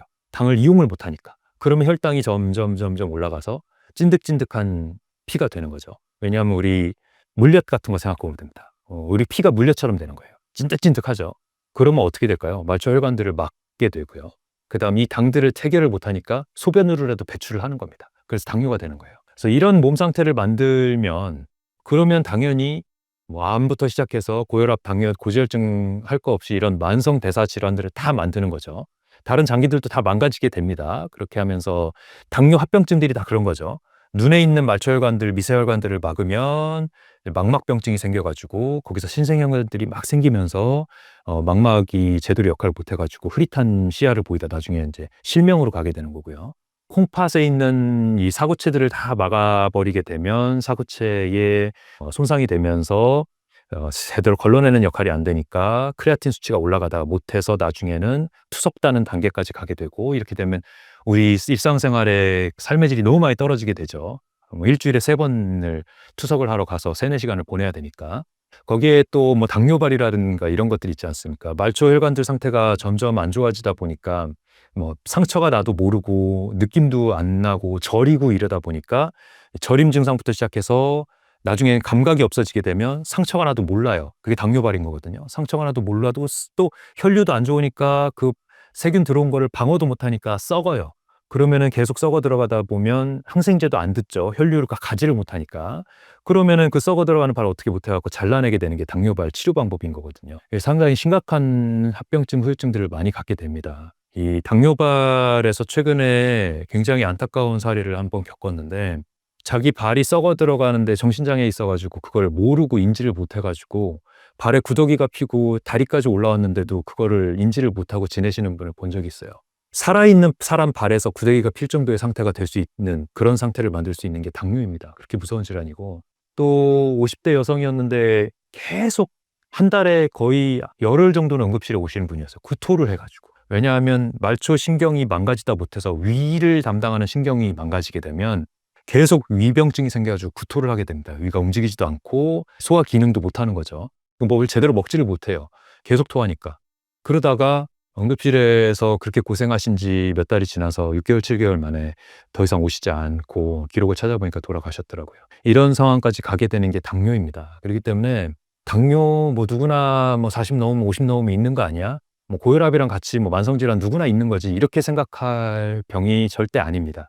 이 말초혈관 망가지는 상태까지 가게 되면 정말 큰 후유증들을 겪게 되기 때문에 그걸 미루기 위해서라도 당뇨 조절은 당연히 하셔야 되는 거고요. 하지만 조절하는 거를 치료라고 생각하시면 안 됩니다. 당뇨의 합병증을 미루고 있을 뿐이지 그런 후유증은 계속 천천히 생기고 있는 겁니다. 그렇기 때문에 당뇨 약 먹고 나았다고 생각하지 마시고 당뇨를 진단을 받았으면 아이고 큰 위기구나 라고 생각을 하고 다시 당뇨 없는 삶으로 돌아가기 위해서 노력을 적극적으로 하셔야 됩니다. 그러기 위해서 식생활이랑 운동이랑 명상이랑 잠을 얘기를 드리고 있는 거죠. 당뇨 진단이 늦어질 경우에는 어떻게 되고 당뇨 증상은 무엇인가요? 일단 처음에 생기는 증상은 초기 증상은 우리가 알기가 어려운 증상들인데 일단 물을 많이 찾게 됩니다. 예, 그래서 물을 평소보다 더 많이 마시게 되고 마셔도 목마르고 이게 왜 그러냐 하면 혈당이 이제 200 이상 300 가까이 높아지게 되면 계속 그거를 보정하기 위해서 물을 마시게 되는데 혈당이 근육 쪽으로 빠지지를 않고 계속적으로 물로 희석을 하게 되면 그 물은 또 어떻게 되겠어요? 소변으로 이제 나트륨과 같이 빠져나가게 되거든요. 그러면 더 물을 찾게 되니 약순환이 반복이 되는 겁니다. 그래서 물을 더 마시게 되는 게 다음이 되는 거고 물을 많이 마셨으니까 소변을 많이 나가게 되겠죠. 그러면서 다뇨가 되는 거고 그러다 보면 이제 나트륨 부족으로 이제 더 많이 먹어야 되는 상태 이런 것들이 또 생기게 되고 그다음 혈당이 또 저혈당이 오니까 또 많이 먹어야 되고 고혈당과 저혈당을 반복을 하는 게 당뇨의 초기이기 때문에 그래서 또 음식을 많이 막 찾게 되고 또 빨리 당을 올리는 걸 또 찾게 됩니다. 가공식품을 더 찾게 되고 이런 악순환이 반복이 되는 게 당뇨거든요. 그렇기 때문에 다음 단뇨 다식 이런 증상들이 나타나는 초기 증상을 알아채야 되는데 모르고 지내는 경우가 많습니다. 20대, 30대의 경우에는 뭐 어제 술 마셔서 물 많이 마시나 보지, 물 많이 마셨으니까 소변 많이 보게 되는 거지, 뭐 이러면서 그냥 넘기거든요. 근데 그러다가 이제 체중 감소까지 오고 이제 뭔가 피부의 상태가 나빠지게 됩니다. 왜냐하면 말초 혈관들이 나빠지니까 피부도 말초 혈관들이 다 영향을 미치는 거잖아요. 이 말초라는 게 요 끝에 말초만 얘기하는 게 아니고 이 조직 바깥의 쪽도 다 말초입니다. 그러다 보니까 피부가 나빠져서 나중에 이제 피부 각화증이라 그래가지고 이 목이나 이런 데 접히는데 피부가 검게 변하거나 아니면 거칠거칠해지는 증상이 나타날 수가 있고, 뭐 아토피 생긴 것처럼 그렇게 피부가 바뀌기도 하고 이런 것들이 나타날 수가 있어요.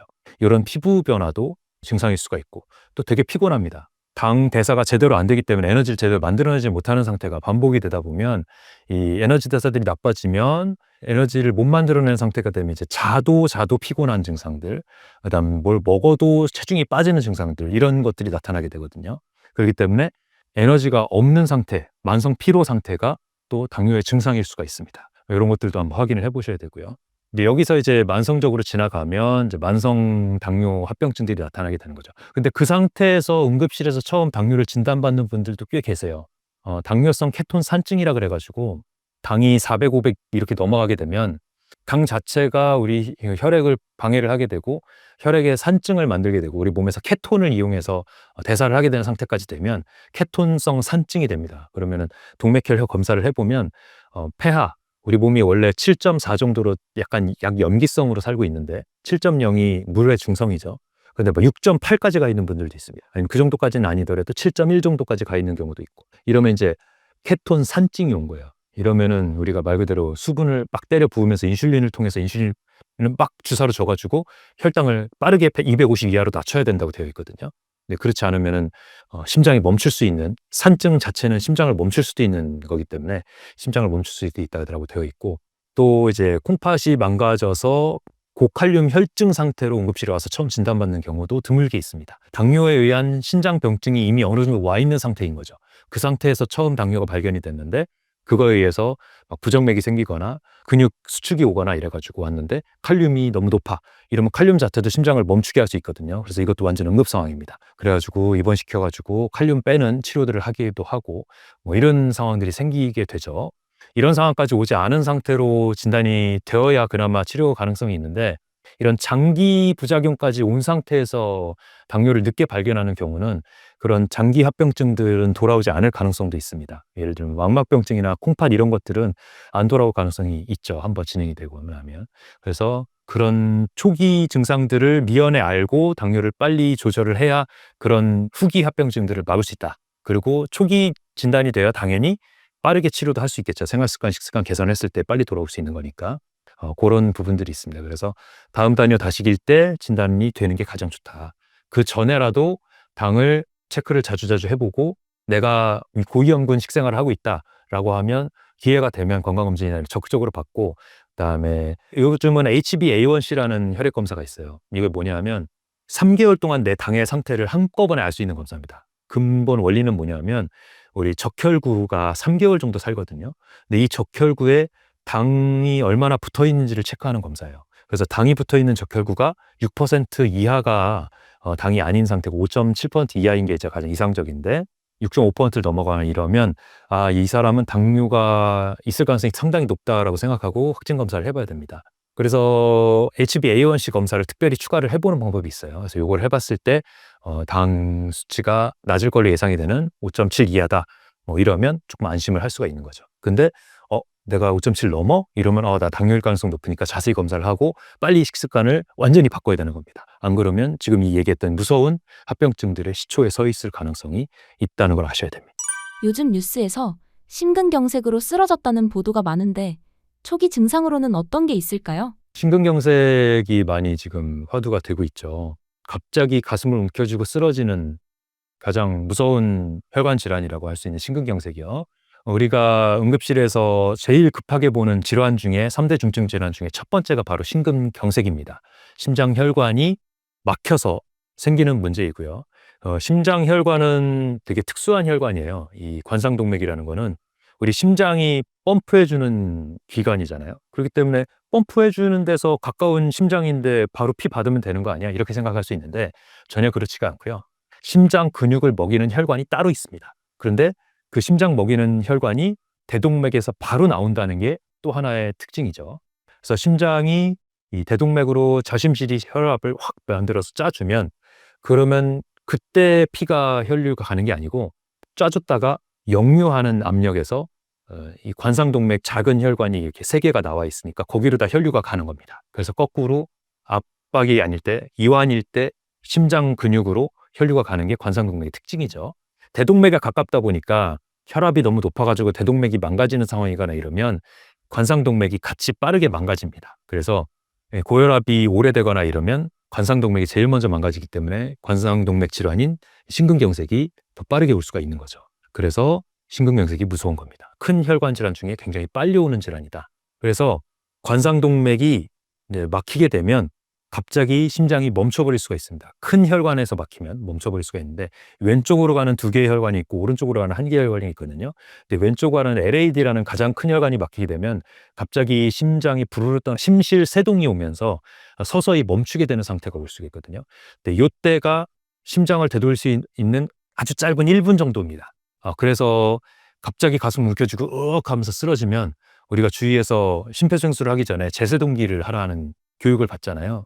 그게 심실세동일 때 되돌릴 수 있는 방법이기 때문에 그런 겁니다. 그래서 심폐소생술을 하면서 심실세동을 되돌릴 수 있는 제세동기를 와서 갖다 붙여보고 자동 제세동기가 리듬을 분석해서 제세동을 쳐야 되는, 전기 충격을 줘야 되는 상황이면 그걸 주는 순간 심장 기능이 정상으로 돌아오면 드물게는 그 자리에서 깨는 경우도 있습니다. 아주 드라마틱하죠. 그래서 그런 상황이기 때문에 갑자기 가슴 움켜쥐고 쓰러졌을 때 옆에 있는 사람이 그 심폐소생술을 빨리 하면서 제세동기 적용하는 게 굉장히 중요하고요. 이런 쓰러지는 것도 있지만 여기 현장에서 한 30%가 그 자리에서 급사할 수가 있는 질환이고요. 그 외에 60% 정도는 응급실에 도착을 합니다. 하지만 도착을 해서도 30%는 치료 중에도 사망을 할 수가 있을 정도의 위험한 상황이에요. 왜냐하면 심장 근육이 혈관을 뚫어주는데 준비하는데 시간이 걸리고 뚫어주다가도 이 혈관 상태가 너무 안 좋아지거나 하면은 혈관 뚫다가 터지기도 하고 이런 여러 합병증들이 생길 수 있기 때문에 심근경색이어도 응급실에 와서도 사망하는 경우가 있을 정도로 무섭다. 그런 경우 응급실에서 자주 보게 되고요.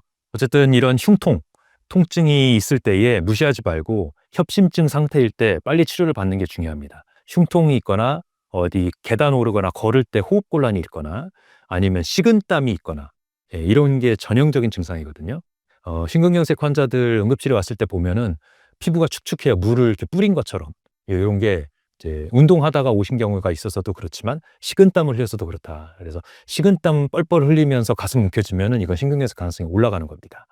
그 전 단계인 협심증 상태가 있는데요. 협심증은 심장 혈관이 완전히 막힌 건 아니고 70% 정도 좁아져 있는 상태거든요. 이 상태가 되면 혈류가 가기는 가는데 저산소 상태가 됐다 안 됐다 하는 겁니다. 그래서 운동을 하거나 이랬을 때 아니면 스트레스 상황일 때 담배 필 때 이럴 때 혈관이 더 좁아지는 상태가 오잖아요. 그러면은 허혈 상태가 오는 거예요. 그래서 이 근육이 허혈 상태가 오면은 쪼여드는 통증 아니면은 뻐개지는 통증 이런 게 나타났다가 금방 풀립니다. 이게 협심증의 증상이에요. 그렇기 때문에 이런 증상이 있을 때에는 자꾸 미루지 말고 심장내과 진료라도 빨리 보셔라. 근데 이게 일주일에 두세 번 넘어간다. 이러면 응급 상황입니다. 이럴 때는 응급실로 오셔야 되는 거예요. 그게 불안정 협심증. 협심증이 진행이 되다 못해서 90% 가까이 좁아지면 작은 어떤 반응이 일어나도 조금만 걷지 않아도 가만히만 있어도 얘기하다가도 갑자기 심장이 쪼그라드는 통증이 나타나면서 그게 빨리 풀리지 않고 5분 이상 간다. 이러면 이제 불안정 협심증이 될 수가 있는 거예요. 요거는 이제 응급 상황입니다. 불안정 협심증부터는 응급실에서 입원을 시킵니다. 협심증도 가능하면 입원시키지만 불안정 협심증은 무조건 입원이거든요. 심근경색과 동일하게 치료하라고 되어 있습니다. 그래서 입원해가지고 피 묽게 만드는 약물 다 쓰면서 그렇게 해서 심혈관 조영술 해가지고 필요하면 스텐트 다 넣고 이런 것들을 해야 되는 게 불안정 협심증. 그 단계를 넘어서서 완전히 막힌 상태로 와버리는 게 심근경색인 거죠. 그 사이에 이제 변이형 협심증이라는 것도 있는데요. 변이 협심증은 뭐냐면 새벽이나 아니면 담배 필 때에만 통증이 오는데 혈관은 별로 좁아지지 않은 상태인 거예요. 검사해보면 혈관은 깨끗한데 운동할 때나 아니면 스트레스 상황이나 담배 필 때만 혈관이 확 줄어드는 거. 이거는 스파즘이라고 하는데 혈관이 자극에 의해서 막 쪼그라드는데 혈관 자체는 별로 좁아지지 않은 상태인 겁니다. 이런 변이협심증도 있어서 그런 것들도 진단이 되면 치료를 해서 혈관이 계속 움츠리지 않도록 관리를 해주는 게 중요하고 식생활 당연히 개선해야 되고 하는 게 필요합니다. 심근경색 발생 시 골든타임은 얼마나 되나요? 심혈관이 막히게 되면 심혈관 뒤에 있는 그 조직, 근육들이 피를 못 받기 때문에 괴사가 와버린다는 게 문제인데요. 우리 팔다리 같은 근육은 혈류가 가지 않아도 한 6시간 정도 버팁니다. 그래서 심장 근육도 6시간이 골든타임이면 너무 좋을 텐데 심장 근육은 계속 움직여야 되고 한 번도 쉬지 않아야 되고 하기 때문에 골든타임이 굉장히 짧아요. 그래서 길게 잡은 골든타임이 2시간입니다. 근데 이 골든타임이라는 거는 심장 혈관을 완전히 뚫어서 재개통을 해주는 시간 기준으로 2시간인 거기 때문에 우리가 치료를 해야 되는 시간은 그거보다 짧게 잡아야 됩니다. 그래서 1시간 안에 응급실에 오셔서 시술을 준비를 하는 시간 30분 잡고 그 다음에 시술을 해가지고 잘 여는데 생기는 그 기간까지 생각을 하면 1시간을 골든타임으로 잡습니다. 그래서 심장 근육이 통증이 왔을 때 119가 도착을 해서 적절한 응급실을 전화를 해서 찾아서 가는 시간까지 고려를 하면 이 신고 시간을 생각을 하는 건 한 30분 정도 짧다고 봐야 되겠죠. 그래서 통증이 있으면 우리가 심근경색인지 아닌지 이번에는 협심증인지 아닌지 판단하기 위해서 뭐 20분, 30분 기다리면 안 되고요. 5분 내지는 1분 이상의 통증만 있어도 119를 부를 생각을 하셔야 됩니다. 이거는 전혀 아까운 일이 아닙니다. 잘못하면 심근경색으로 환자를 놓칠 수가 있기 때문에 1분 이상의 통증만 있어도 응급실 오실 생각을 하셔야 되고요. 5분 이상이면 당연히 응급실 오셔서 치료를 받으셔야 됩니다. 왜냐하면 불안정 협심증의 가능성이 높은 상태인 거기 때문에 그렇습니다. 그래서 그렇게 하면 입원을 해가지고 혈전 생기는 거 방지하는 약 쓰면서 시술 준비를 해야 된다. 심근경색이면 당연히 밤에라도 심혈관 팀을 불러가지고 혈관을 뚫어주는 시술을 해야 된다. 그렇게 해야 그 환자를 살려낼 수가 있는 겁니다. 당뇨와 심근경색 등 갑자기 찾아오는 질병을 예방하는 방법이 있을까요? 당뇨도 그렇고 심혈관 질환도 그렇고 치료 방법에서도 중요하고 그다음 뇌졸중도 당연히 어떤 연구에서는 뇌졸중을 생활습관 개선으로 80%까지 예방할 수 있다고 되어 있어요. 그 정도로 중요할 정도고 치료와 비교되지 않을 정도로 생활습관 개선이 엄청 중요합니다. 그래서 생활습관 개선은 사실은 당뇨 예방하는 것과 똑같다고 보시면 돼요. 우리가 대사증후군이라는 말을 쓰지 않습니까? 대사증후군의 진단 기준이 혈압, 그다음 당, 그다음에 HDL, LDL, 이 콜레스테롤, 그다음에 이 복부 비만 이런 걸로 보거든요. 그래서 복부 비만 굉장히 중요해요. 이런 요소들을 우리가 관리를 하면 된다고 보시면 됩니다. 그래서 혈압이 낮게 유지가 되려면 말초에 있는 혈관들이 깨끗하게 개통이 되어서 혈압이 낮아도 혈류가 잘 원활하게 흐르는 상태가 되어야 되는 거고 당이 낮아지려면 인슐린이나 이런 걸 써서가 아니라 우리 몸의 인슐린들이 당을 잘 가지고 근육으로 끌고 들어갈 수 있도록 인슐린 불내성, 인슐린 저항성이 없는 상태가 되어야 되는 것이고 그러려면 식생활 중에서는 이제 간헐적 단식 12시간에서 16시간 금식을 하는 거 있잖아요. 하루에 한 끼 정도를 금식을 유지해 주는 게 굉장히 중요하거든요.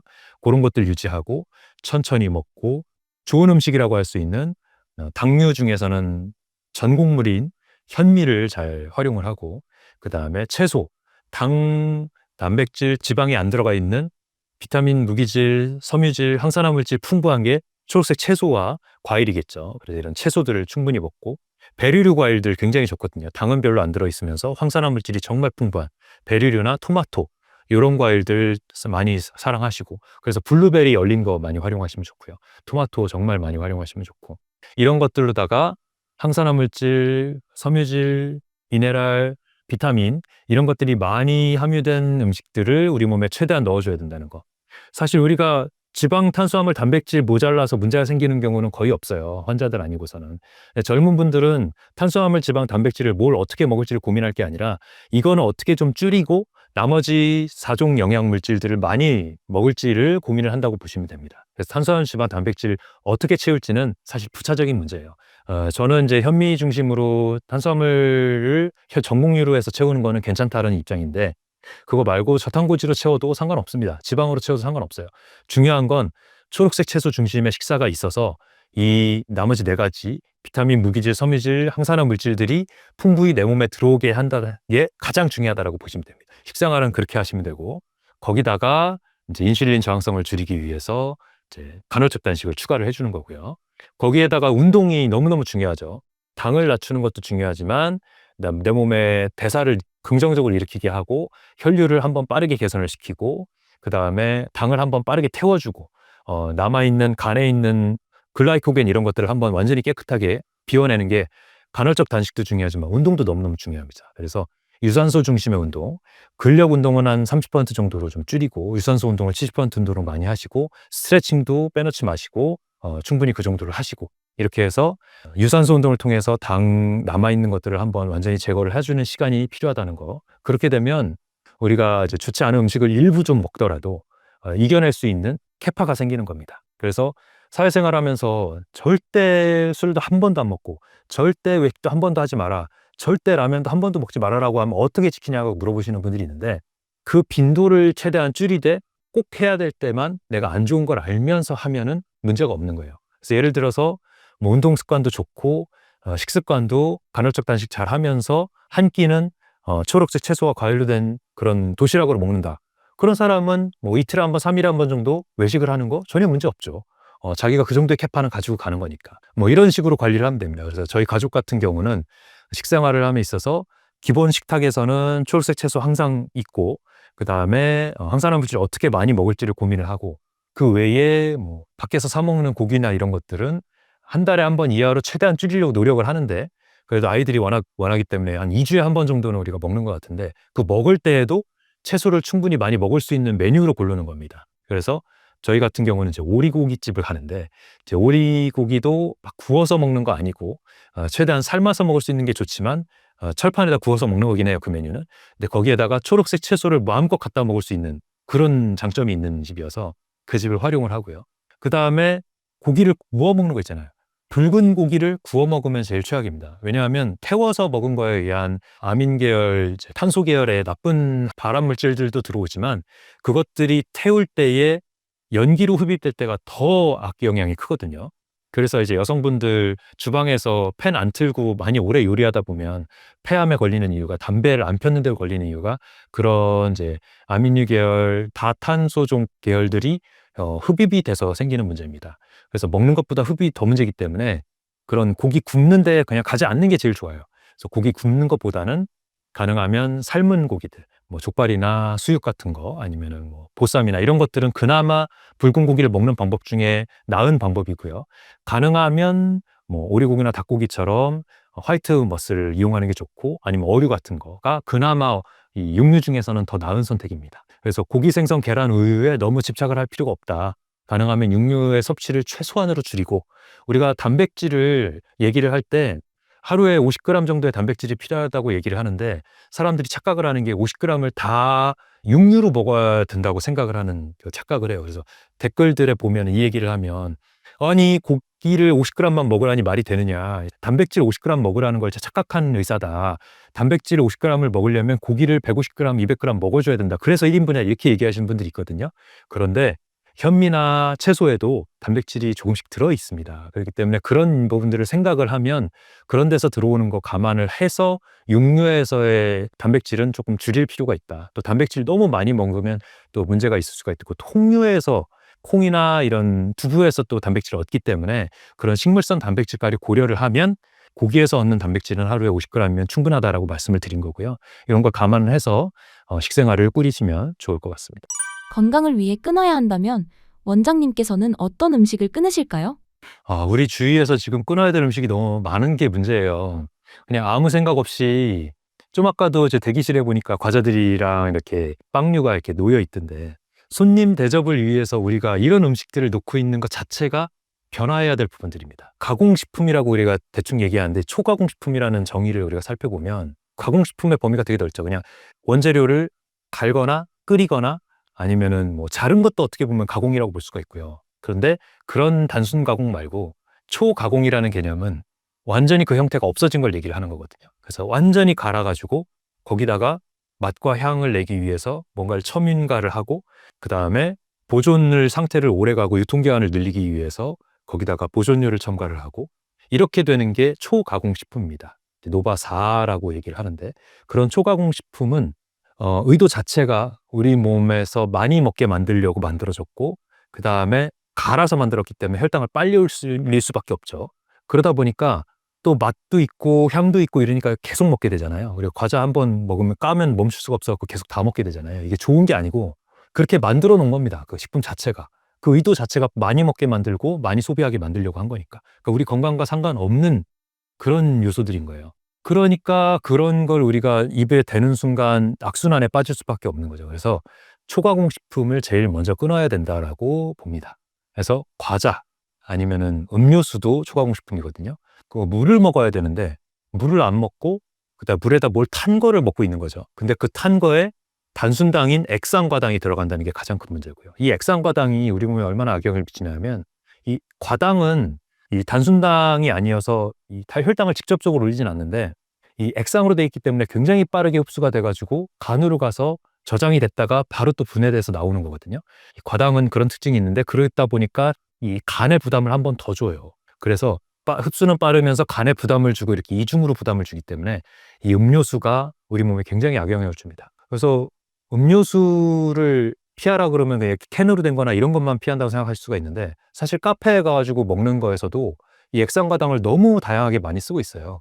이 당을 조심해야 된다고 얘기하는 입장에서 뭔가 물이라고 생각하고 샀던 음료수들 보면 다 당이 들어있는 경우가 많고 그 다음에 음료수에서 뭔가 차라고 생각해서 시켰는데 액상과당을 엄청 때리는 게 많고 거기다가 뭐 아이스티라든지 이렇게 이름은 티인데 당 엄청 들어가 있죠. 진짜 말 그대로 뭐 루이보스 뭐 이런 차들 뭐 결명자차, 보리차 이런 것들은 이제 당이 안 들어가 있는 것들인데 뭐 보이차부터 시작해서 이런 뭐 우유가 베이스 된다든지 아니면은 당을 넣어서 만드는 차들이 대부분입니다. 그래서 차도 안심하면 안 돼요. 차라고 생각해도 한번 점검을 해야 됩니다. 이게 당이 들어가는지 안 들어가는지. 그런 것도 문제고 또 커피도 우리가 그냥 커피 아메리카노만 마시면 그나마 다행인데 시럽 넣어 먹잖아요. 이 시럽이 또 액상과당입니다. 그렇기 때문에 우리가 그냥 일상생활 살면서 물이라고 생각하고 먹었던 것들 중에 상당수가 액상과당을 함유를 하고 있거나 먹고 있는 거예요. 그래서 음료수 먹을 때 주의하셔야 되고요. 그래서 이 초가공 식품 중에 과자나 아니면 빵, 떡, 면도 그렇지만 이 음료수 주의해야 된다고 말씀을 드렸고 그다음 우리가 먹는 것 중에 서양이 주식으로 먹는 빵이 우리는 먹으니까 괜찮을 거야 이렇게 착각할 수가 있는데 서양이 주식으로 먹는 빵은요 당 안 들어가고 통밀로 만든 빵이 대부분입니다. 뭐 바게트 뭐 이런 것들 보면은 되게 거칠고 그래요. 이게 통밀로 만든 빵이어서 그런데 우리가 먹는 바게트는 똑같은 바게트여도 통밀이 아닙니다. 밀가루로 만든 빵이고요. 통밀빵이라고 우리가 알고서 사는 것들도 상당수가 뒤에 성분표를 딱 보면 밀가루가 뭐 50% 이상, 56%뭐 이렇게 써 있을 거예요. 대형 프랜차이즈 빵집 가면 다 그렇더라고요. 건강 제품이라고 나왔는데 보면 다 밀가루입니다. 색깔을 건강빵처럼 만든 거죠. 그래서 이 호밀이나 이런 건강빵이라고 하는 것도 대부분 뒤집어 보면 밀가루가 많기 때문에 조심하셔야 된다. 밀가루는 분명히 갈아서 그다음에 농약도 일부 들어가는 부분들도 있고 미국이나 캐나다에서 들어올 때 이런 부분들이 있기 때문에 그런 부분들 먹으면서 우리 몸에 악영향을 미치는 부분이 있어서 그런 거 절대 피해야 되기 때문에 우리 밀로 만든 통밀빵이나 아니면 호밀빵 100%, 통밀빵 100% 이런 빵은 이제 비건 빵집 같은데 동네에서 잘 찾아보면 하나씩 있거든요. 빵값은 비쌉니다. 하나에 10,000원씩 해요. 그래서 빵 맛을 정말 보고 싶으면 그런 걸로 소량 맛을 보는 거고 우리가 2,000원, 3,000원 뭐 식빵 이런 것들은 다 밀가루로 만드는 데다가 또 우리가 빵을 그대로 밀만으로 만들질 않습니다. 거기다가 계란과 설탕이 엄청 들어가죠. 뭐 소브루빵이라든지 페스트리 계열 빵들은 디저트류에 들어가기 때문에 우리가 주식으로 먹을 수 없는 당이 엄청 많이 들어간 빵입니다. 그래서 이런 것들은 분명한 초가공 식품에 들어가요. 이런 것들은 먹지 말아야 됩니다. 빵도 초가공 식품입니다. 그리고 이제 또 당류 중에 한 가지 조심해야 되는 게 샐러드를 좋은 걸 먹더라도 샐러드에다 또 드레싱을 또 많이 쳐 드시는 분들이 있습니다. 드레싱을 엄청 많이 치면 사실 가공품이 되는 거거든요. 드레싱도 뒤에 보면 엄청난 당류들이 들어있어요. 그래서 드레싱도 잘 선택을 하셔야 됩니다. 그래서 뭐 간장 베이스인 오리엔탈 드레싱도 어떻게 보면 이제 짜고 당류가 들어있기 때문에 그건 중간 정도고 그 외에 시큼한 드레싱이나 이런 식초 계열의 드레싱들 이런 것들이 조금 그나마 낫고요. 아니면 견과류만 좀 뿌려서 먹는 견과류 드레싱은 추천할 만합니다. 아니면 베르류 드레싱 이런 것들은 추천할 만하고요. 그래서 맛을 위해서는 그 정도만 추가를 하고 막 너무 마요네즈 베이스의 드레싱들은 너무 많이 뿌리지 말고 아주 조금만 넣든지 넣지 말자. 예, 이렇게 말씀을 드리고 싶네요. 그리고 염분도 조심해야 되는데요. 이 염장이 많이 되어 있는 음식이나 아니 너무 짠 음식들은 위암의 주요 원인이 되기도 하고요. 또 우리나라는 또 위염을 많이 가지고 있는데 그래서 너무 짠 음식들을 피하기 위해서는 저염식에 익숙해져야 됩니다. 우리나라가 염분이 이제 음식이 많이 들어있고 또 국을 많이 먹기 때문에 염분을 많이 먹는 편에 속해요. 그래서 염분을 줄이려면 곰탕이나 이런 것들도 소금 안 쳐먹을 정도에 익숙해져야 되고, 그 다음에 너무 짠 염장류 제품들 있잖아요. 뭐 김치도 너무 짜게 하지 않도록 하는 게 좋고, 그 다음에 뭐 젓갈이라든지 이런 것들도 최소한만 먹는 게 좋습니다. 염분을 많이 섭취하면 그만큼 위에는 악영향을 준다. 낮은 염도에 익숙해질 필요가 있고, 국물은 최대한 피하고 젓가락으로 건더기만 먹는 습관이 가장 좋다. 근데 사실은 저도 아까운 거 남기는 걸 싫어해가지고 국을 먹는 편인데, 국을 먹을 거면 안 짜게 먹어야 된다. 이게 되게 중요한 요소입니다. 암세포 억제에 도움이 되는 음식이 있을까요? 일단은 암세포를 억제를 한다는 개념에는 사실 우리 몸의 당 대사가 원활하게 이루어진다는 얘기가 들어있는 거거든요. 암세포가 왜 생기는지를 알면 그게 이해가 됩니다. 고혈압, 당뇨, 고지혈증을 암의 전 단계라고 제가 자꾸 얘기를 드리는지, 대사질환에 엉뚱하게 암 얘기를 넣는지 그 이유를 아시게 되는데요. 암이라는 거는 유전자가 그냥 변해서 생긴 게 아니고, 유전자를 아무리 우리가 다 분석을 해도 암을 다 예방을 할 수가 없습니다. 왜? 암이 유전자에서 발생하는 건 5에서 10%밖에 안 되거든요. 나머지는 다 생활 습관에서 오는 거예요. 그 중에서 이 식습관이 굉장히 크고, 이 대사가 망가지면, 미토콘드리아의 에너지 만드는 대사가 망가지면, 그러면 암세포로 변할 가능성이 계속 올라가게 됩니다. 암세포라는 거는 이 미토콘드리아 대사를 이용하지 않고 이 와버그 효과라는 걸 이용을 해가지고, 이 산소는 거의 이용하지 않고 지방산을 이용해가지고 에너지 대사를 하는 거거든요. 이제 그거를 생각을 해보면 당 대사가 잘 이루어지는 환경을 만드는 게 중요하다. 그렇게 보면 당뇨, 고혈압이 생기지 않는 식습관이 암을 예방하는 식습관이다라는 거를 연결을 해볼 수가 있습니다. 그래서 당뇨를 예방하는 식습관은 탄수화물, 지방, 단백질은 좀 줄여서 먹고, 미네랄, 비타민, 항산화 물질, 섬유질을 많이 섭취하는 식습관이 당뇨를 예방함과 동시에 암을 예방하는 식습관이 되는 겁니다. 그래서 이 탄수화물, 지방, 단백질을 조금 먹고 어떻게 비타민, 무기질, 섬유질, 항산화 물질을 많이 먹을까를 고민하면 되는데, 그러려면 일단은 비타민부터 얘기를 해봐야 되겠죠. 비타민은 이제 A부터 뭐 K까지 이렇게 쭉 있지 않습니까? 우리가 아는 비타민들. 근데 이 중에서 비타민 C를 가장 중요하게 제가 얘기를 드립니다. 비타민 C는 암 치료로도 고용량 비타민을 활용을 하고 있고요. 또 비타민 같은 경우는 저용량에서는 건강기능식품처럼 역할을 하면서도 고용량에서는 활성산소를 만들어서 암세포를 죽이는 효과를 하기도 해요. 그렇기 때문에 그거를 이제 양분해서 우리가 활용을 해야 되는데, 우리가 일반적인 환경에서는 비타민 C를 알약으로 된 것들이 있거든요. 저렴한 것들. 이런 거를 충분히 먹어주는 것도 중요합니다. 왜냐하면 비타민 C 같은 경우는 우리 몸이 직접 만들어내지 못하는 비타민이에요. 포유류는 대부분 비타민을 C를 직접 만들어냅니다. 그런데 기니피그랑 사람만 비타민 C를 못 만들어낸다고 되어 있어요.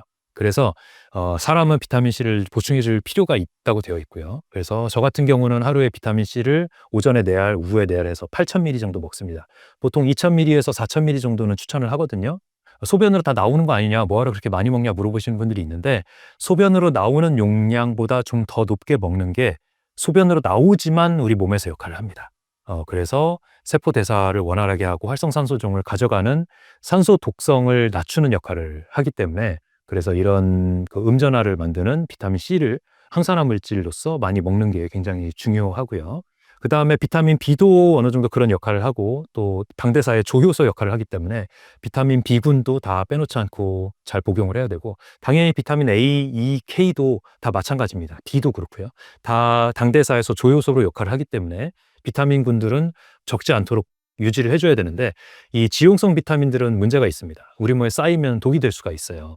합병증들이 있는 비타민이기 때문에 비타민을 자기가 식생활이 좀 안 좋다고 생각해서 멀티비타민으로 뭐 아주 소량 정도 먹는 거는 제가 뭐라고 할 정도는 아니지만 그걸 추천할 정도는 아니고요.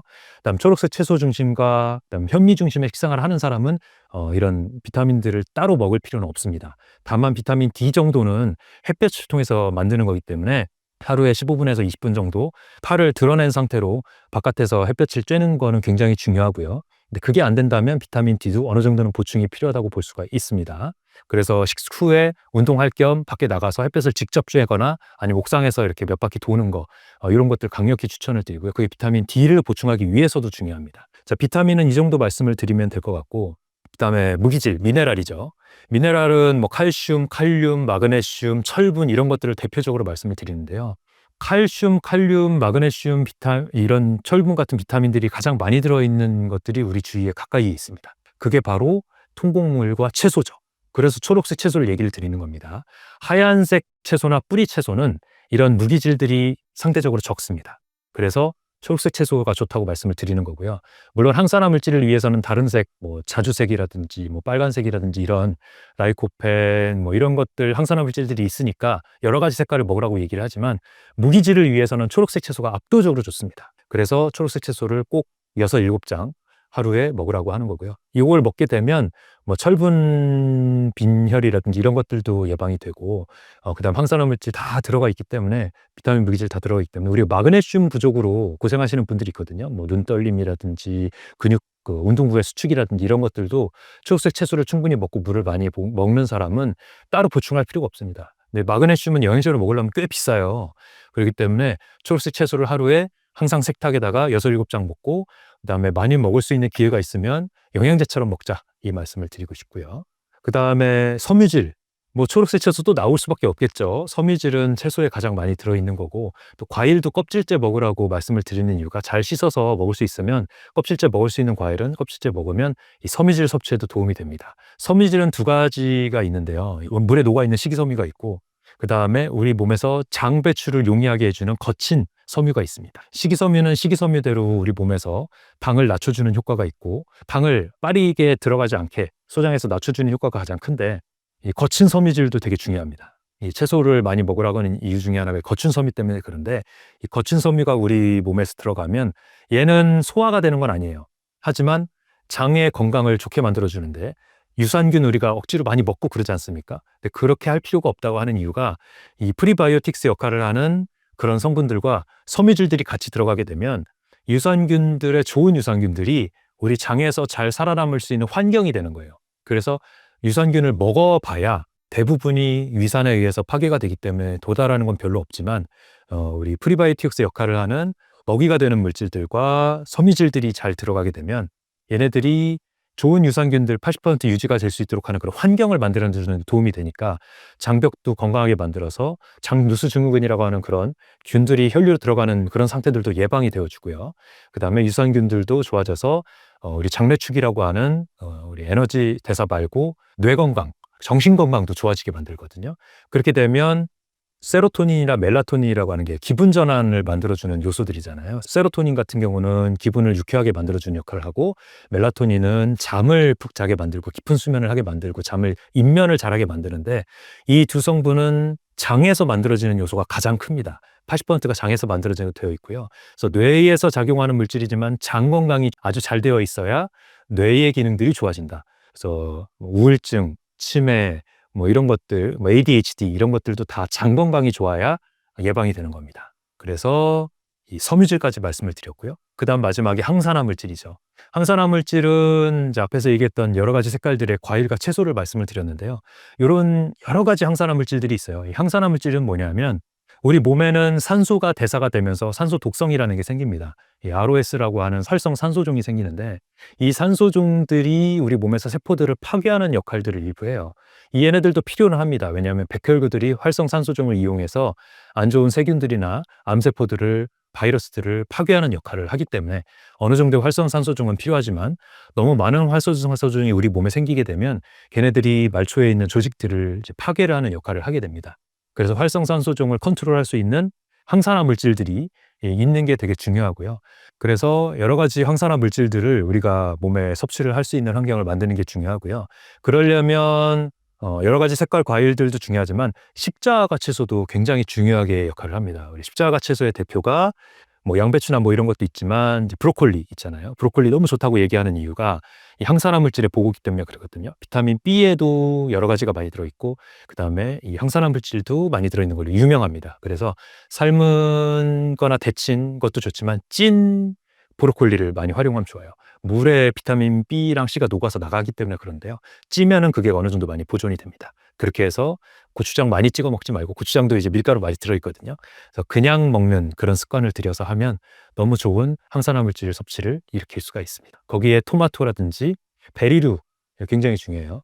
블루베리, 얼려서 있는 블루베리는 굉장히 저렴하게 구할 수가 있잖아요. 이런 칠레산 블루베리 얼려서 저렴하게 파는 것들 냉동실에 넣어놨다가 먹어도 이 항산화물질 섭취에는 굉장히 도움이 되기 때문에 우리 꼭 생 블루베리 아니어도 얼린 블루베리도 잘 활용하면 좋습니다.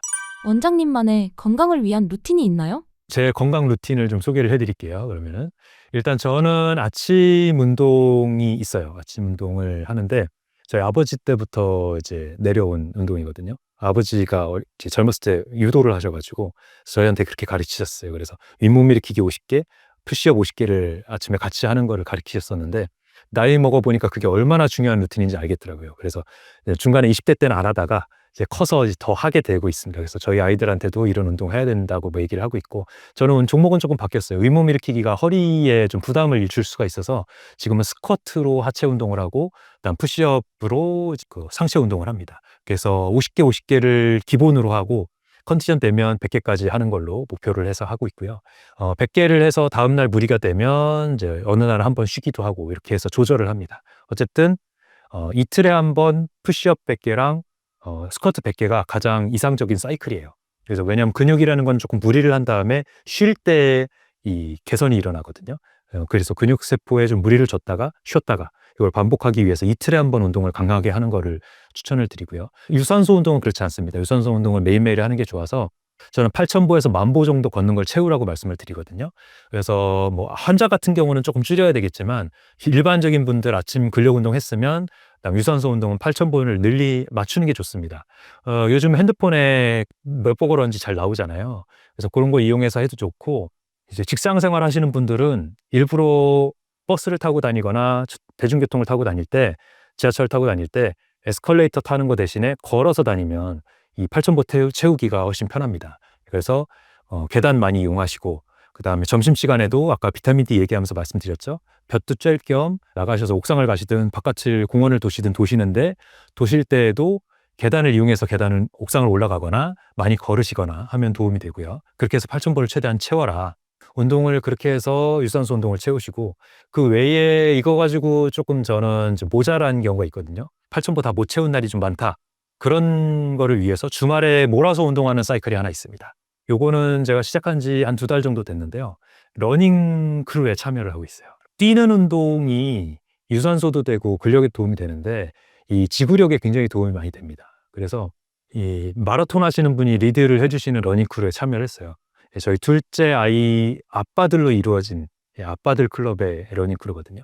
여기 참여를 하면서 제가 살고 있는 과천 주위를 이렇게 뛰는데 처음에는 트랙을 3.5km 뛰더라고요. 그것도 처음 뛰고는 굉장히 힘들었어요. 왜냐하면 제가 20대 때에 7km를 대학 축제 때 뛴 게 이제 제일 많이 뛴 거였거든요. 그래서 마라톤까지는 해본 적이 없고 평소에도 뛰는 걸 많이 한 편은 아니었는데 3.5km 뛰는 날 되게 힘들더라고요. 근데 그 다음 주에 7km를 뛰었습니다. 양재천 7km를 뛰고 돌아왔는데 와, 그것도 이제 너무 많이 들어서 힘들었다 그랬는데 이 사람이 또 뛰니까 같이 뛰니까 되더라고요. 또 천천히 뜁니다. 막 빨리 뛰는 게 아니고 한 6분 30초에서 1km를 7분 정도에 뛰는 정도의 속도로 이렇게 구보하는 정도죠. 이제 남자들 구보라 그러면 알 겁니다. 이제 그렇게 훈련소에서 뛰는 것처럼 천천히 뛰는 거고, 근데 여기서 더 나아가서 다음 주에는 13km를 뛰더라고요. 13km. 이제 마라톤 레벨에 들어가는 건 10km를 넘어갔으니까.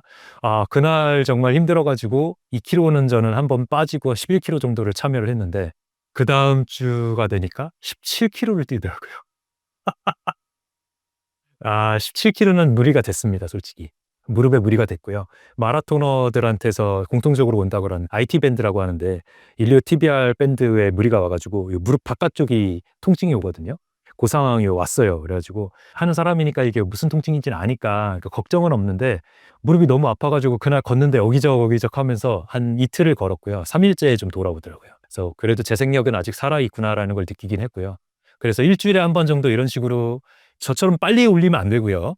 약간씩 늘려가면서 하면 무리가 안 되는 채로 운동량을 늘릴 수 있습니다. 그래서 그런 식으로 코칭 받아가지고 늘리시는 거는 참여해 볼 만하고요. 러닝 크루에 참여하면서 약간 이렇게 젊고 건강한 사람은 무리되지 않는 선에서 이렇게 참여함으로써 늘리는 건 굉장히 좋다고 생각하고요.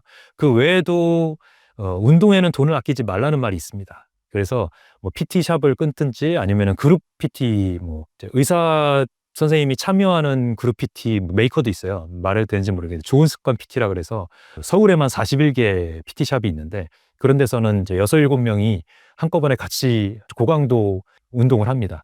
헬스처럼 막 이렇게 뭐 3대 이렇게 무거운 거 들고 이런 운동이 아니라 유산소 운동 중심으로 사이클로 달리거든요.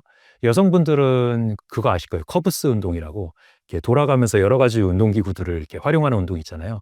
그런 거를 약간 근력과 유산소를 더 강화해가지고 50분 동안 하는 겁니다. 50분 동안. 그래서 50분 동안 강력하게 그 운동을 해서 그날 운동을 채워주는 사이클인데 그거 추천할 만해요. 그래서 맨몸에 가벼운 뭐 아령 정도로 시작을 하는 그런 운동이고 그 다음에 이제 노젓기 운동 있고 그 다음에 이제 이렇게 철판 같은 거 가벼운 거 들고 이렇게 드는 운동 있고 이런 정도의 운동으로 하루의 운동을 채우는 방법인데 그거 되게 추천할 만합니다. 그래서 가까운 곳에 좋은 습관 PT 같은 거 있으면 참여하시면 좋을 것 같고요.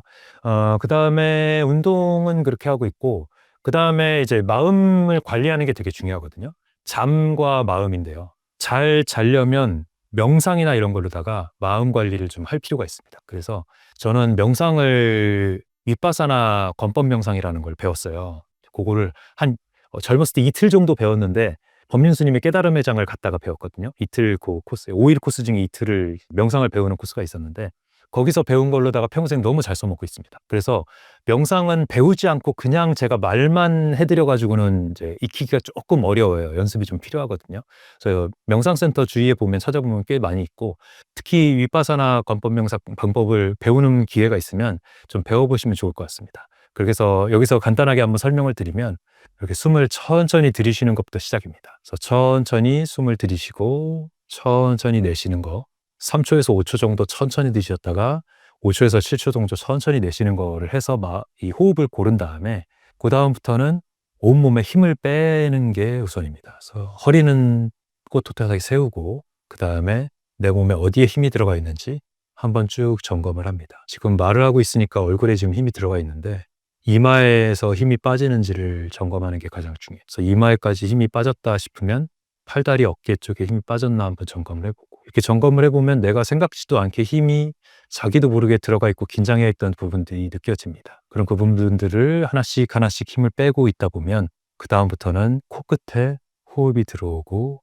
나가는 거를 느낄 수 있게 됩니다. 코끝에 들어오고 나가고 이렇게 코끝에 바람을 느끼기 시작하면 그 다음부터는 이제 주위에 있는 소리들이 크게 들리기 시작해요. 뭐 바깥에 자동차 소리, 오토바이 소리라든지 사그락사그락 다른 사람 연필 쓰는 소리 이런 소리들이 크게 들리기 시작하다가 그 다음에는 내 심장 소리가 들리기 시작합니다. 귀에서 혈관에 혈류 지나가는 소리, 맥박 소리들이 숨풍풍 하면서 들리기 시작해요. 이 상태가 되면 이제 집중이 된 상태거든요. 그럼 지금부터는 코끝에 호흡이 들어가고 나가는 것만 계속 집중을 해주면 이게 처음에는 잡생각이 나거든요. 한 5초도 못 버티고 잡생각이 나고 또 다시 하려고 그래 또 10초도 못 버티고 잡생각이 나고 합니다. 근데 요거를 계속 연습을 해줘야 돼요. 생각이 흩어지면 다시 코끝에 집중하고 생각이 흩어지면 또 집중하고 요거를 계속 반복을 하면 요게 1분이 넘어가고 3분이 넘어가고 5분 넘게 집중을 할 수가 있으면 이제 명상을 잠에 활용할 수 있게 됩니다. 왜냐하면 우리가 임면하는데 최대 걸리는 시간이 5분이거든요.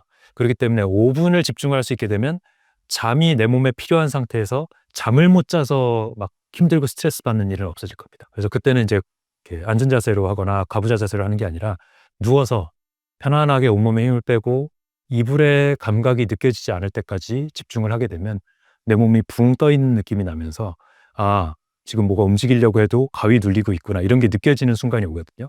그 상태까지 집중을 하고 코에 집중을 하고 있으면 잠에 빠져들게 됩니다. 이렇게 되면 저 같은 경우는 응급실에서 매일 하루에 5-6번씩 깨어야 되는 그런 상태임에도 불구하고 잠을 자거나 아니면은 명상을 통해서 뇌를 쉬게 하는 거를 할 수 있게 되는 거거든요. 이걸 잘 할 수 있게 되면 내 몸의 교감신경 과항진 상태를 언제든지 의식하면 풀 수 있게 됩니다.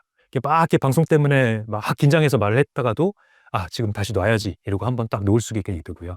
근데 이걸 요령을 모르게 되면 누가 옆에서 스트레스를 줬을 때 그걸 정통으로 받을 수밖에 없게 되는 거고 그 후유증을 계속 긴 시간 끌고 갈 수밖에 없는 거죠. 옆에서 이 명상을 할 줄 알게 되면 누가 욕을 해도 그래, 네가 내가 그렇게 싫구나, 그래, 나는 뭐 알겠어 라고 생각하고 웃으면서 너는 그렇게 흥분을 했구나. 하지만 내 명상을 깨트릴 수는 없어. 이런 상태까지 갈 수 있게 되거든요. 그럼 외부의 교감신경 과항진 상태를 다 막을 수가 있게 되는 거죠. 이렇게 되면 언제든지 스트레스 상황을 해소하고 살 수가 있게 되는 겁니다. 그래서 일을 할 때도 누가 뭐 직장 상사나 동료가 너무 힘들게 하더라도 그걸 받아들이지 않을 수 있는 정도의 멘탈과 언제든지 풀 수 있는 이 명상 능력, 실력을 갖고 있으면 이 교감신경 언제든지 풀고 호랑이가 옆에서 지켜보는 그런 토끼 상태가 아니라 먼 산을 관망하고 있는 독수리의 상태처럼 편안한 상태로 사회를 살 수가 있게 되는 거죠. 이런 상태가 되면 잠과 스트레스, 명상 이 부분을 해결을 할 수가 있게 됩니다. 이런 루틴들을 또 가져가는 게 좋고요. 하루에 한 10분이라도 명상하는 시간 가지면 가장 좋고, 아니면 잘 때 나는 명상하면서 자야지라고 생각을 하면 깊은 숙면에 더 잘 들어갈 수가 있고, 짧은 숙면으로도 긴 잠을 잔 것 같은 효과를 낼 수가 있습니다. 이렇게 되면은 꿈도 좀 덜 꾸게 돼요. 그다음 자는 시간은 아무래도 이제 가장 고르스 호르몬이 잘 나오는 11시부터 2시 사이에는 잠에 들어갈 수 있도록 10시부터 잘 준비를 하고, 자기 전에 핸드폰 최대한 안 보고 다 충전기에 걸어놨으면 완전히 음소거하고, 그다음에 수면 기능 켜가지고 울리지 않도록 해놓는 거 굉장히 중요하고요. 그다음 물을 충분히 마셔서 소변 색깔을 옅은 미황색이 될 때까지 충분히 마시고, 이렇게 하는 몸의 신진대사들이 잘 원활하게 이룰 수 있는 환경을 만들어주는 것이 중요한 루틴이라고 볼 수가 있겠습니다. 마지막으로 신사임당 구독자분들께 한 말씀 부탁드립니다. 신사임당 구독자 여러분, 이렇게 긴 얘기들을 제가 말씀을 드렸는데, 이것들이 다 여러분 삶에 다 들어가면 좋겠지만 그 쉽지 않을 거라고 생각해요. 네, 그걸 다 내가 받아들이겠다고 하는 것도 욕심입니다. 일단 스트레스 받지 마시고, 내가 이번 주에는 요거 하나를 해보겠어, 이번 주에는 요거 하나를 해보겠어 하고 하나씩 늘려가는, 좋은 습관을 하나씩 늘려가는 게 좋고요. 좋은 습관을 만들려면 최소한 3주의 기간이 걸린다고 합니다. 그래서 하나를 시작을 했으면 작심삼일로 끝나지 말고 일단 3주는 조금 억지로라도 해보셔야 된다. 예를 들어서 소금 안 쳐먹기를 시작을 했으면 3주는 억지로 무염식에 가까운 식사를 해봐야 내 입맛이 변하고 습관이 변하는 거거든요. 뭐 명상도 3주는 최대한 해봐야 내가 좋은 줄 알고 변하게 되는 거고, 이렇게 하나하나 습관들을 좀 완벽하게 연습이 될 때까지 3주는 좀 연습을 해보셔야 된다. 운동 습관도 마찬가지입니다. 이렇게 해서 하나씩 좋은 습관들을 내 몸에 체득을 해가시면, 처음에는 그냥 아무 생각 없이 안 좋은 습관들을 다 가지고 있었다가도 한 가지 좋은 습관들을 만들고 2가지 좋은 습관들을 만들다 보면 내 몸이 좋아지는 걸 느끼거든요. 예를 들면 금연을 했다. 그럼 금연을 하면 2주만 지나도 내 몸이 변하는 걸 느낍니다. 호흡이 좋아지고 운동량이 늘어나고, 이런 거를 느끼게 되면 그다음부터는 아까워서 좋은 습관을 더 늘리게 되는 효과가 생깁니다. 그리고 또 주위에 좋은 습관을 만드는 사람들을 가까이 많이 두십시오. 예를 들면 러닝크루 말씀드렸잖아요. 이런 운동하시는 분들 가까이 두고, 운동 같이 할 사람들, 좋은 도시락을 같이 먹을 사람들을 가까이 두십시오. 이렇게 해서 좋은 습관들을 가지는 사람들을 옆에 두면 뭐 회식을 꼭 참여를 하지 않더라도 외롭지 않게 좋은 습관들을 가지고 많은 이 좋은 인맥들을 가지고 사실 수 있게 될 겁니다. 이렇게 해서 좋은 습관들 많이 만드시고 건강하고 대사질환, 암에서 멀어지는 생활습관 가지신 여러분들이 되시길 바라겠고요. 또 궁금하시거나 뭔가 미진한 게 있으면 언제든지 온라인으로 우리는 다 연결이 되어 있잖아요. 근데 저한테 뭐 메신저라든지 뭐 SNS라든지 인스타라든지 다 보내주시면 서로 대답하고 질문하면서 좋은 습관들 만들어 갈 수 있을 겁니다. 그렇게 해서 건강한 생활습관 만드시는 여러분들 되시기를 기원하겠습니다. 감사합니다.